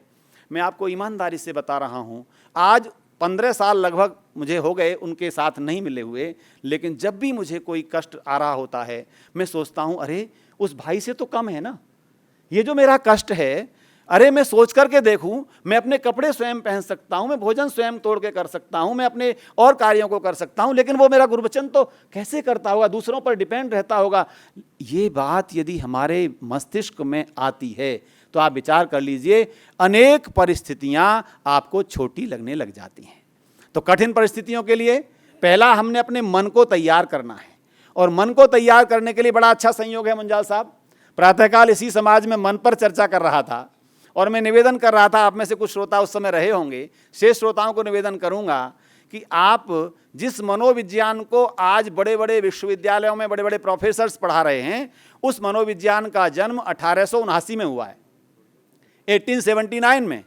लेकिन हमारे ऋषियों ने प्राचीन वैदिक काल से इस मनोविज्ञान पर कितना काम किया, क्योंकि हमारी अनेक परिस्थितियों के कारण हमारा मन है, हमारी परिस्थिति होती नहीं है लेकिन वो मन में उत्पन्न हो जाती है और हमें परेशान करती है। आप विचार कीजिए, जिस संस्कृति का आधार त्रेता में हुए मर्यादा पुरुषोत्तम श्री राम हैं, जिस संस्कृति के स्तंभ के रूप में द्वापर में हुए योगेश्वर कृष्ण हैं, जिस परिस्थिति जिस भारतीय परिवेश में हम हैं, आप देखिए इसी 11वीं 12वीं 13वीं शताब्दी में गुरु नानक देव जी हैं। आप एक एक व्यक्ति का नाम तो लीजिए जिन्होंने आकर के हमें जगाने का कार्य किया, और उनकी मनस्थिति, गुरु नानक देव जी की घटना मुझे याद आती है, हमारे वीर जी बैठे हैं, कि वो उनको ढूंढने के लिए एक व्यक्ति निकला कि मुझे गुरु नानक जी से, गुरु जी से मिलना है। तो रास्ते में जा रहा था, तो रास्ते किनारे की सड़क को एक व्यक्ति साफ कर रहे थे। अब उसने गुस्से, वो घोड़े पर सवार था, बोले भाई गुरु जी किधर रहते हैं?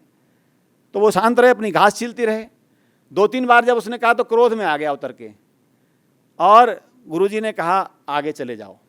आगे गया तो किसी से पूछा कि भाई मैं गुरुजी से मिलने आया हूँ। गुरुजी बोले पीछे जो व्यक्ति नहीं मिले तुमको जो घास साफ कर रहे थे? बोले हाँ। अरे वही तो गुरुजी थे।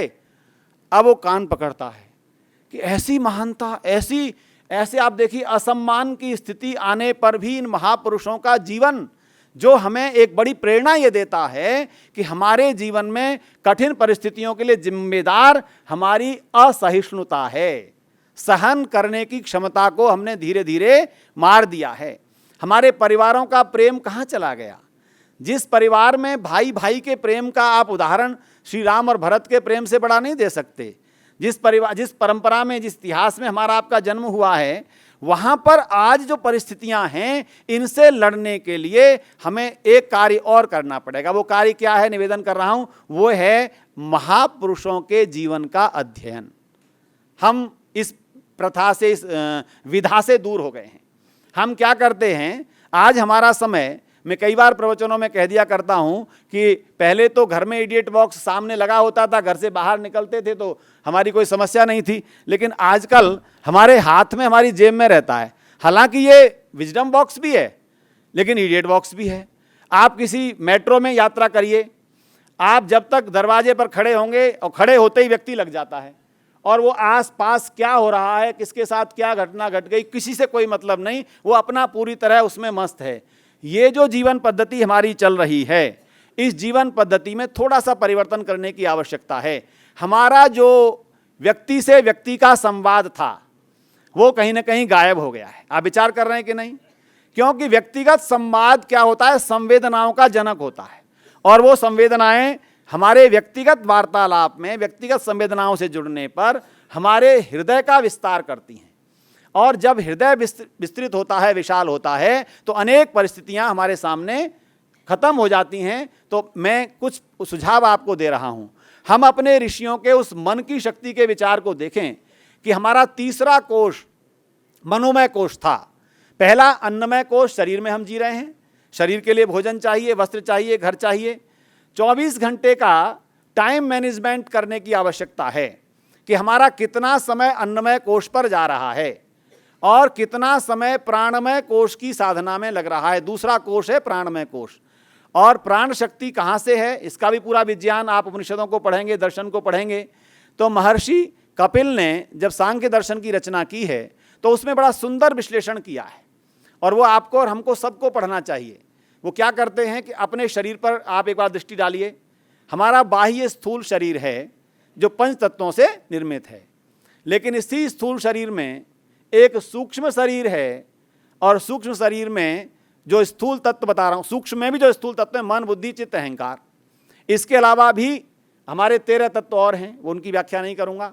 तो ये जो क्रम था हमारे जीवन जीने का, हम शरीर से बाहर की यात्रा में सारा समय लगा रहे हैं और शरीर से अंदर की यात्रा से हम विमुख हैं, वंचित हैं। तो परिणाम क्या हो रहा है?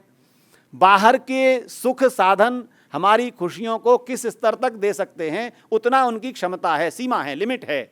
लेकिन हमारे सुख की वृद्धि जब अंतः जगत की यात्रा प्रारंभ होती है, आप विचार कीजिए कि हमारी परिस्थितियाँ जितनी बाहर हैं, परिवार में हैं, समाज में हैं, कार्यस्थल पर हैं, वर्किंग प्लेस हमारे जितने भी वहाँ पर हैं, उन सब के लिए बाहर के समाधान भी आवश्यक हैं कि आपका बाह्य व्यवहार, वाणी कैसी रहे। लेकिन इस सबसे अधिक आवश्यक है कि हमारे अंतः जगत की यात्रा प्रारंभ हो।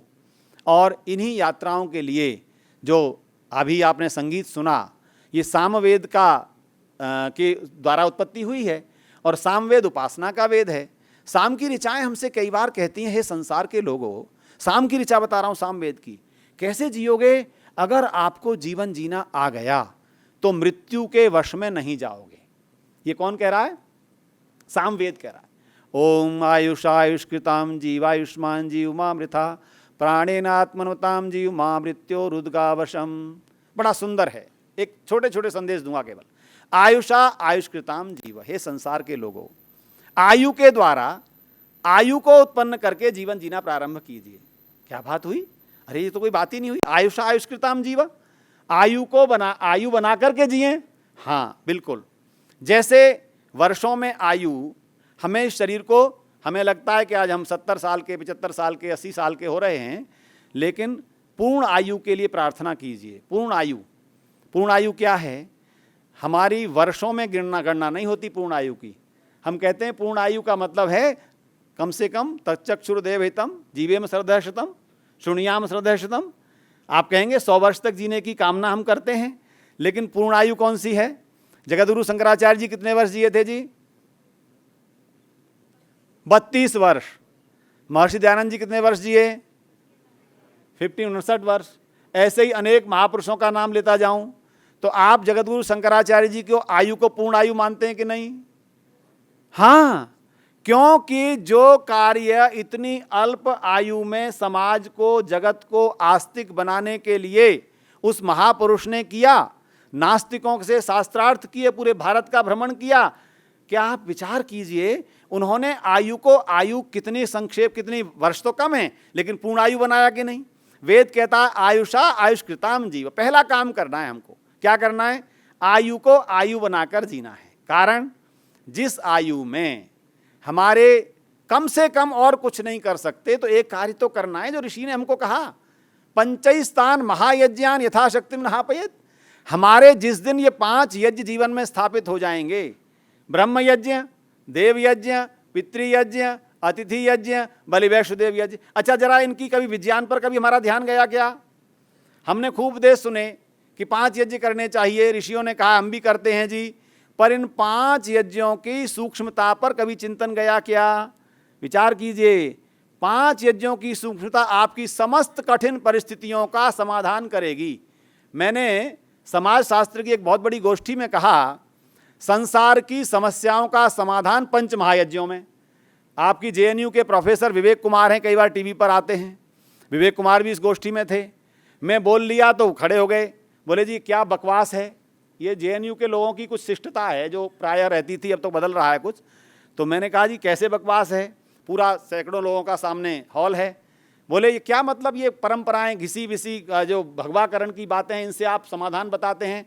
मैं निवेदन कर रहा हूं जो बात मैंने वहां कही, क्योंकि हमें बात अपनी प्रामाणिकता के साथ कहनी है, तो आप इस प्रामाणिकता को अपने अंदर बिठाएं, विचार करें। हम और आप सब विचार कर रहे हैं, केवल मेरा कोई उपदेश नहीं हो रहा आपको, या कोई मैं बहुत बड़ा व्याख्यान नहीं दे रहा, लेकिन उसकी सूक्ष्मता के साथ जुड़ते चले जाएं। मैंने कहा इस समाज में हिंसा है, तो बोले हाँ। मैंने कहा पहला यज्ञ ही हिंसा को समाप्त करने में सहायक है। कैसे? जब हम अपनी आत्मा की यात्रा को अनादिकाल से अनंत काल की मान लेते हैं और हमें यह नहीं पता कि पिछले जन्म में हम भारत में थे या अमेरिका में थे, अगला जन्म हमारा पाकिस्तान में होगा या बांग्लादेश में होगा, तो जिस दिन हमारे मन में ये पहले भाव आ जाए कि मैंने इस आत्मा को इस जीवन में आने के उपरांत पहला विस्तार करना है, जो वेद कहता है मनुर्भव जनया दैव्यम जन्म। क्या कहता है वेद? वेद कहता है मनुष्य बनना है, और मनुष्य बनने की जो परिभाषा दी, मननात् मनुष्य है मत्वा कर्माणि सीवति, बहुत सारी परिभाषाएं हैं। वो मेरा ब्रह्म यज्ञ कहता है कि मुझे मनुष्य बन करके मनुष्यता का विस्तार करना है, भूमि विस्तार से कोई लाभ होने वाला नहीं है। तो अगर आप आध्यात्मिकता के भाव को, इस ब्रह्म यज्ञ के भाव को संसार के हर व्यक्ति तक पहुंचाने में सफल हो जाएं, और हर व्यक्ति ये मान ले कि हमारा जीवन तो उस 4 अरब 32 करोड़ वर्ष की सृष्टि की आयु में अधिकतम 100 वर्ष का हो सकता है, ठीक है जी। इसी प्रकार से जब ये भावना आती चली जाएगी तो बताइए क्या एक व्यक्ति दूसरे व्यक्ति की हत्या करने को तत्पर होगा, प्रयासरत होगा, अन्य प्राणी की हत्या को तत्पर होगा? हम जब कई गोष्ठियों में बात करते हैं तो हमारे मित्र कई बार कहते हैं, बोले जी ये तो शाकाहार मांसाहार की बात आप क्यों करते हो, ये सब तो नेचर के द्वारा है, साइकिलिंग बिगड़ जाएगी। ये सारे तर्क हमको दिए जाते हैं, कुतर्क। इसको आगे बढ़ते, वो लंबी बात हो जाए, मैं आगे नहीं बढ़ूंगा। आगे बढ़ते मैंने एक एक यज्ञ का उनको व्याख्यान दिया। मैंने कहा परिवारों का विघटन क्यों है? परिवारों का विघटन इसलिए है कि वहाँ पर पितृयज्ञ नहीं हो रहा है। पितृयज्ञ के 2 कार्य हैं। जिस प्रकार हमारे माता पिता ने हमें जन्म देकर हमारा लालन पालन किया, शिक्षा दी, वैसा हम आने वाली पीढ़ी के साथ करें। दूसरा, उन माता पिता की आजीवन सेवा और शुश्रूषा दोनों करें। ये 2 भाव आएंगे तो फिर क्या होगा? हर संतान अपने माता पिता के प्रति इन कर्तव्यों का पालन करने को उद्यत होगी। तो परिणाम क्या होगा? माता पिता दुखी रहेंगे क्या? वृद्धाश्रम की आवश्यकता पड़ेगी क्या? हमारे यहाँ वानप्रस्थ आश्रम का विधान है, वृद्धाश्रम का नहीं है। और वानप्रस्थ आश्रम की बहुत स्पष्ट परिभाषा है कि जो बुजुर्ग हमारे घरों में हैं वो घर में रह करके भी वानप्रस्थ आश्रम का पालन कर सकते हैं। ये विचार कैसे है? जब आपके अंदर हमारी कार्य क्षमता रिटायरमेंट के साथ हम बदल देते हैं कि ठीक है हमारा कार्य दूसरा हो गया, हमने सर्विस का कार्य नहीं करना, अब इस कार्य को समाज के लिए करना है। जैसे कोई सीए बैठे हैं आप में से, तो आपने एक आयु का निर्धारण कीजिए कि 60 वर्ष तक मैं कार्य करूंगा, और उसके बाद का जो कार्य होगा वो मेरा समाज की अनेक संस्थाओं के सहयोग के रूप में होगा, मैं वहाँ से कोई फी नहीं लूँगा। जब ये प्रवृत्ति आने लग जाएगी तो परिणाम क्या होगा कि आपकी जो शिक्षण संस्थाएं हैं, आपकी जो अन्य सामाजिक संस्थाएं हैं, उनको किसी धन को दे करके वो कार्य कराने नहीं पड़ेंगे। तो एक एक कार्य को जब मैंने बांटना शुरू किया तो अब वो शांत हो गए विवेक कुमार जी। मैंने कहा देखिए पूरे समाज में अपने राष्ट्र को केंद्रित करके काम कीजिए, चाहे विश्व केंद्रित करके कार्य कीजिए, आपको इन 5 महायज्ञों में पूरा समाधान मिलेगा। 5वां यज्ञ है बलिवैष्णदेव यज्ञ। कोई भी प्राणी हमारे व्यवहार से कष्ट अनुभव न करे, ये कहता है बलिवैष्णदेव यज्ञ। ये 10 आहुति मात्र केवल बलिवैष्णदेव यज्ञ नहीं, आप ध्यान रखना। हम लोग क्या कर रहे हैं, अग्नय स्वाहा सोमाय स्वाहा, यही बलिवैष्णदेव यज्ञ हो गया? नहीं। क्या आप प्रतिदिन, आप में से कितने भाई बहन हैं जिन्होंने अपनी छत पर प्रतिदिन नियम बनाया है कि मुझे इतने दाने बाजरे के या किसी के डालने हैं जी?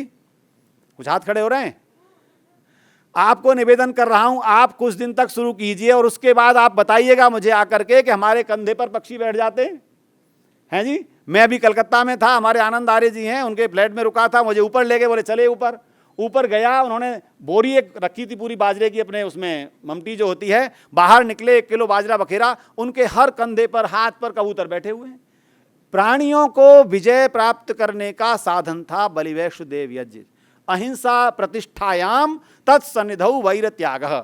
मैं निवेदन कर रहा हूं, जीवन की कठिन परिस्थितियां केवल मारने से हिंसा नहीं होती है, हमारे व्यवहार में भी यदि किसी प्राणी मात्र के प्रति भी ये भाव आ जाए कि मुझे इस पर अधिकार करना है, विजय करनी है, तो परिणाम होगा वो हिंसा प्रारंभ हो जाएगी, और उस हिंसा के परिणाम स्वरूप हमारे सामने कठिन परिस्थितियां आने लगेंगी। तो अपने व्यवहार को आयुषा आयुष्कृताम जीव, पहला संदेश है। दूसरा, प्राणेन आत्मन्मताम जीव। हे संसार के लोगों, आप केवल बाह्य जीवन पर संतुष्ट मत हो जाइए, अपनी प्राण शक्ति की साधना का प्रयास कीजिए। प्राण शक्ति की साधना अर्थात ऋषि दयानंद जी ने प्राणायाम की जो विधियां बताई हैं, आप में से अनेक लोग उनको करते होंगे, लेकिन मैं स्मरण करा रहा हूं केवल सत्यार्थ प्रकाश के तृतीय समुल्लास में वर्णित प्राणायाम विधियों को। मैंने प्रातःकाल भी कहा था, हम अन्नमय कोश के प्राणायाम तो कर रहे हैं, ध्यान देना, कपालभाति, अनुलोम विलोम हैं जी, ये किसके हैं? अन्नमय कोश के प्राणायाम हैं। लेकिन प्राणमय कोश के प्राणायाम ऋषि जी ने वर्णित किए हैं। जो प्राण शक्ति हमारी ऊर्जा है, वास्तव में जीवन संचालन करती है, उसका नियंत्रण करने के लिए हमारा रेचक, पूरक, बाह्य कुंभक, आभ्यंतर कुंभक और स्तंभ वृत्ति। अब ये प्रशिक्षण बाद में लेना, कभी केवल नाम बताए मैंने आपको।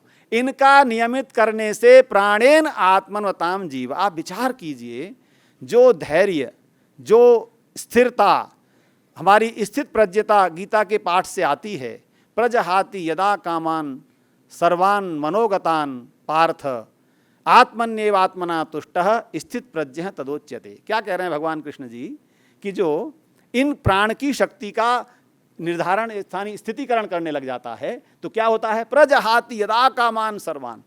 जैसे ही मैं गीता में पढ़ा रहा था, मिशिगन में एक प्रोफेसर, हमारी दिल्ली की ही बिटिया है, कहने लगी गुरुजी ये कोई बात हुई, मनुष्य संतोषी बन जाएगा तो उन्नति कैसे करेगा। हमने कहा प्रजाहाति यदा कामान, सब कामनाओं को जो छोड़ देता है तो कामनाएं छोड़ देगा, उन्नति कैसे करेगा। ये प्रश्न आपके अंदर आते हैं कि नहीं आते हैं ना। कामनाओं को छोड़ने का अभिप्राय क्या है। हमारे जीवन के एक आयु काल तक हमारे व्यक्तिगत कामनाएं होती हैं और पारिवारिक कामनाएं होती हैं, लेकिन एक आयु काल पर आ जाने पर वो कामनाएं परिवार और व्यक्ति से बाहर का दायरा लेने लग जाती हैं। मैं प्रायः कहता हूं, कठिन परिस्थितियों का सामना करने के लिए मैं को मारने की आवश्यकता नहीं है। हम लोग कहते हैं ना मैं को मार लो, मैं कहा करता हूं मैं का विस्तार कर लो। मैं का विस्तार हम कर सकते हैं, मैं को मार नहीं सकते। मेरे को भी हम नहीं समाप्त कर सकते। मैं और मेरा हमारे जीवन में रहेगा, क्योंकि ये आत्मा अहम अपने संतुष्टि के लिए अपने अस्तित्व की बात करता है। लेकिन मैं और मेरे का विस्तार करने के दो सूत्र निवेदन कर रहा हूं। अर्थात जब हम अपनी आत्मा का विस्तार जब ये करने लग जाएं कि हमारी आत्मा उन असंख्य आत्माओं की तरह है जो जीवन की यात्रा करते आ रहे हैं, तो परिणाम क्या होगा, वो मैं का विस्तार होता चला जाएगा। मेरे का विस्तार क्या करना है। मैंने अभी तक ये माना हुआ है कि मेरा बच्चा, मेरा घर, मेरी संपत्ति, अगर इसमें थोड़ा सा विस्तार आया मेरा समाज, फिर अगला विस्तार आया मेरा राष्ट्र, फिर अगला विस्तार आया मेरी मानवता, फिर अगला विस्तार आया आत्म तत्व जितने संसार में हैं वो सब मेरे। तो मेरे का विस्तार हुआ कि नहीं। मेरे का विस्तार होने के साथ साथ अनेक परिस्थितियां आपको कठिन लगेंगी ही नहीं। मैं आपको ऋषि दयानंद जी का उदाहरण देना चाहूँगा जरूर। ऋषि दयानंद जी के जीवन को आप देखिए। जब काशी शास्त्रार्थ 1869 में हुआ, वहाँ पर राजा ईश्वरी सिंह जी ने बड़ी व्यवस्था की और स्वामी जी का घोर अपमान उस शास्त्रार्थ में हुआ। एक छोटा सा उदाहरण दे रहा हूँ। और पत्थर तक फेंके गए स्वामी जी पर, और स्वामी जी विजयी हुए थे लेकिन पराजित घोषित कर दिए गए। तो उस घटनाक्रम को एक पौराणिक पंडित जो शास्त्रार्थ विपक्ष में बैठे थे, विपक्ष में पंडित ज्योति प्रसाद जी, वो देख रहे थे। सायंकाल को अपने घर से निकलकर आए, जहाँ स्वामी जी रुके थे, आनंद बाग एक जगह है वाराणसी में, और वो ये देखने आए थे कि आज तो स्वामी दयानंद का बहुत घोर अपमान हुआ है और जबकि वो गलत हुआ है, ये बात वो मानते थे। ज्योति प्रकाश जी जब स्वामी जी के पास पहुँचे तो स्वामी जी बहुत प्रसन्न चित्त होकर साधना में बैठने को थे। ज्योति प्रसाद जी देखते रहे, स्वामी जी महाराज ये कैसा जीवन है, मैंने आज आपके साथ देखा। बोले ऋषि जी ने क्या कहा, जरा ध्यान देना। अरे ज्योति प्रकाश, जब नाम परिचय हो गया, मेरा क्या अपमान है, क्योंकि मैं अपनी कोई बात सिद्ध करने के लिए वहाँ उपस्थित नहीं हुआ था। मैं परमात्मा की बातों को ही सिद्ध करने के लिए बैठा था। परमात्मा की व्यवस्था से जो कुछ हुआ, जिसने किया, मुझे मेरे मन पर कोई प्रभाव पड़ने वाला नहीं। ये कैसे होता है।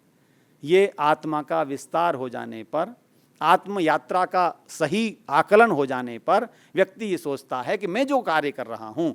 अब आप सोचिए हमारे जीवन की धारा में और इन महापुरुषों की जीवन की धारा में अंतर क्या है। अंतर ये है कि मैंने कहा था गोल समय की जगह सीधा समय मान लिया है और हमें सब कुछ इसी जीवन में चाहिए। हो रहा है कि नहीं। हमारी युवा पीढ़ी क्यों परेशान है। मैं कल जिस ट्रेन से यात्रा कर रहा था, एक युवक मेरे साथ बैठा, हल्द्वानी से, गुजरात की भूमि से आया था, उत्तराखंड के क्षेत्र में घूमने के लिए। वो कहने लगा, बातचीत हो गई, परिचय हो गया। कहता है आचार्य जी एक बात बताइए, हमारी आज की युवा पीढ़ी, उसका एक पूरा प्रोग्राम बना हुआ है, मुझे मिलेनियर बनना है, बिलेनियर बनना है, हमें बहुत बड़ी जो दुनिया की बड़ी से बड़ी महंगी गाड़ी है वो लेनी है। तो इस योजना में वो अपने पूरे जीवन को लगा रहा है और उसके बाद क्या होता है, 50 वर्ष का होते होते उसके शरीर में असंख्य रोग आ जाते हैं और वो रोग उसे घेरे हैं। ये सत्य हो रहा है कि नहीं?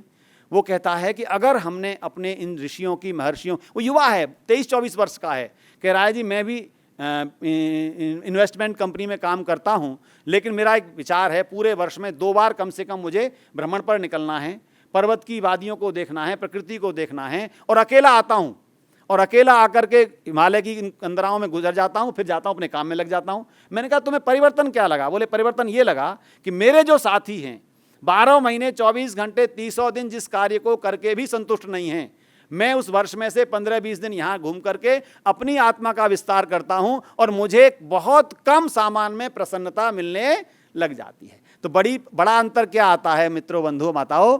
वो ये आता है कि जब हम अपने जीवन को प्रकृति और वेद के साथ जोड़ते हैं, महापुरुषों के साथ जोड़ते हैं, तो हमें सुख के दायरे बदल जाते हैं, सुख के मायने बदल जाते हैं।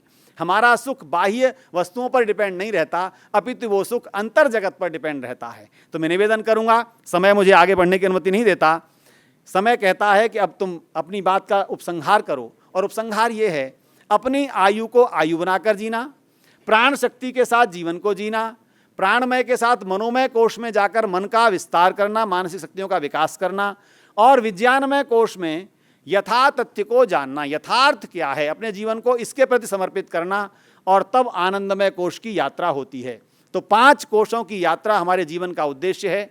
हम इस एक कोश पर जीवन को न बिताएं, पंचम कोश आनंदमय तक, यानी सुख का भी हम अनुभव करें और आनंद का भी अनुभव कर पाएं। इसलिए हमें जो कुछ परमात्मा से प्राप्त है, एक निवेदन और किया करता हूं, आपसे भी कर रहा हूं, आप में से कितने भाई बहन हैं जो रोज सुबह उठकर ये कहते हैं, प्रभु आपने जो मुझे दिया है मेरी आवश्यकताओं से अधिक है?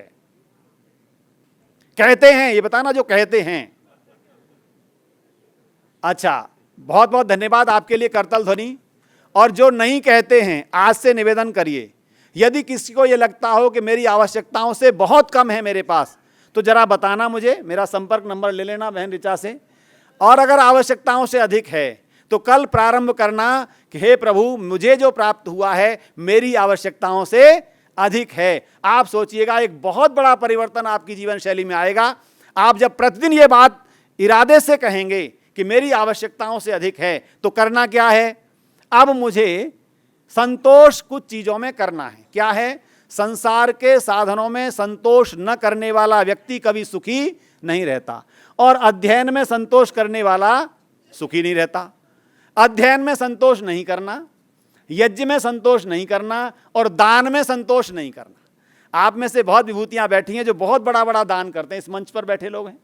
ये दान में संतोष नहीं करना, क्योंकि ये जो प्राप्त है आपको ये भावना रखनी है, मैं माध्यम बना हूं, जितनी संस्थाओं का पालन पोषण मेरे पुरुषार्थ से हो सकता है। एक बहन ने बोला था पुरुषार्थ और प्रारब्ध, इन दोनों का समन्वय जीवन है। प्रारब्ध से जो प्राप्त है उसे पुरुषार्थ में वृद्धि करके बढ़ाना है, और जो पुरुषार्थ प्रारब्ध दोनों का समन्वय मानता है वो संचित बहुत अच्छे करता है। फिर आप तीसरी श्रेणी पर आ जाएंगे, उसका संचय, उसका अकाउंट बहुत मेंटेन रहता है। तो अपने जीवन का अकाउंट मेंटेन रखना है, डिफॉल्टर नहीं बनना, ध्यान रखना। एनपीए बैंक वाला जो होता है ना, जानते हैं ना आप लोग सब बैठे हैं, एनपीए का मैं प्रतिभागी नहीं होना चाहिए, क्योंकि मुझे इन 3 ऋणों से उऋण होने का जीवन भर प्रयास करना है। तो आइए, बहुत सारी बातें जोड़ी हैं मैंने। 3 ऋणों से उऋण होना मेरे जीवन का उद्देश्य है, देव ऋण, ऋषि ऋण, पितृऋण, और मुझे अपने जीवन को आयु बना करके जीना है, ये मेरा उद्देश्य है। अन्नमय कोश से आनंदमय कोश तक की यात्रा को ले जाना है, ये मेरा उद्देश्य है। तो आप चाहे भारतीय मनोवैज्ञानिकों की बात करें, चाहे पाश्चात्य मनोवैज्ञानिकों की, विलियम जेम्स ने जो कुछ कहा, विलियम वुंट ने जो कुछ कहा, वे सब भी कहते हैं कि मेरी स्व की यात्रा जब प्रारंभ हो जाती है तो बड़ी से बड़ी परिस्थितियां मेरे सामने धराशायी हो जाती हैं। जब स्व की यात्रा होती है तो स्व पर आइए, स्वस्थ होकर के हम आए, विचार करें। बहुत बहुत धन्यवाद। मैं एक बार पुनः भाई श्री राजीव जी को याद करता हूं, उनको नमन करता हूं। बहुत धन्यवाद। Thank you. We will now watch a glimpse of one of Papa's performances. He used to love music, and this is one of his passions.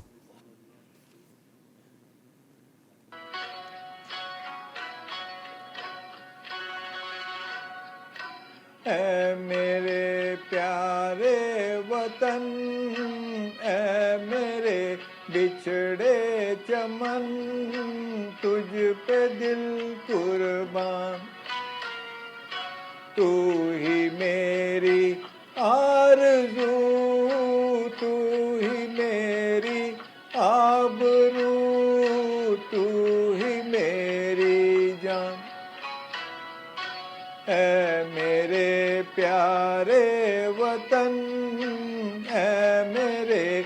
बिछड़े चमन तुझ पे दिल कुर्बान।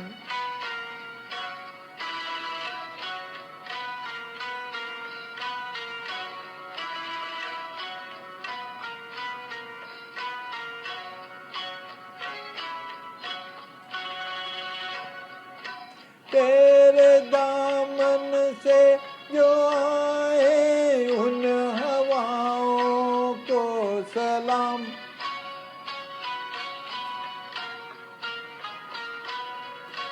तेरे दामन से जो आए उन हवाओं को सलाम। चूम लूं मैं उस जुबां को जिस पे आए तेरा नाम। सबसे प्यारी सुबह तेरी, सबसे रंगी तेरी शाम, तुझ पे दिल कुर्बान। तू ही मेरी आरज़ू, तू ही मेरी आबरू, तू ही मेरी जान।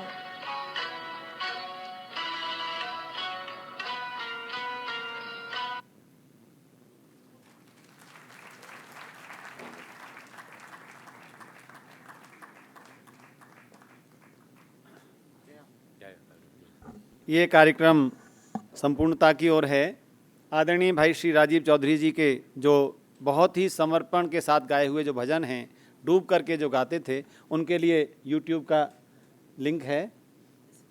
हाँ, यूट्यूब लिंक है नीचे, आप इसमें और ज़्यादा सुन सकते हैं। और अब मैं कार्यक्रम को समापन की ओर ले जाते हुए आप सभी का हार्दिक आभार व्यक्त करने के लिए अनुरोध कर रहा हूँ श्री राजीव चौधरी जी के पुत्र भाई श्री रमेश चौधरी जी से। वे आकर के सबका धन्यवाद ज्ञापन करेंगे। Shri Ramesh ji. Namaste everyone. Just a quick round of thanks before we wrap up. First of all, I'd like to thank our chief guest, Mr. Yogesh Manjalji, our guests of honor, our main speaker, Dr. Acharya Vinay Vidyalankarji, Dr. Sukriti Mathuji, our guests from 37 organizations including Arya Samajas, Mandirs, Gurdwaras, NGOs, and all of you for taking time out of your busy schedules, to remember Papa. Thanks to the admin team and also the Sevaks of GK1 Arya Samaj and every person, who was helped in making this event possible. May Papa's memory, continue to inspire us all to be better human beings. Thank you.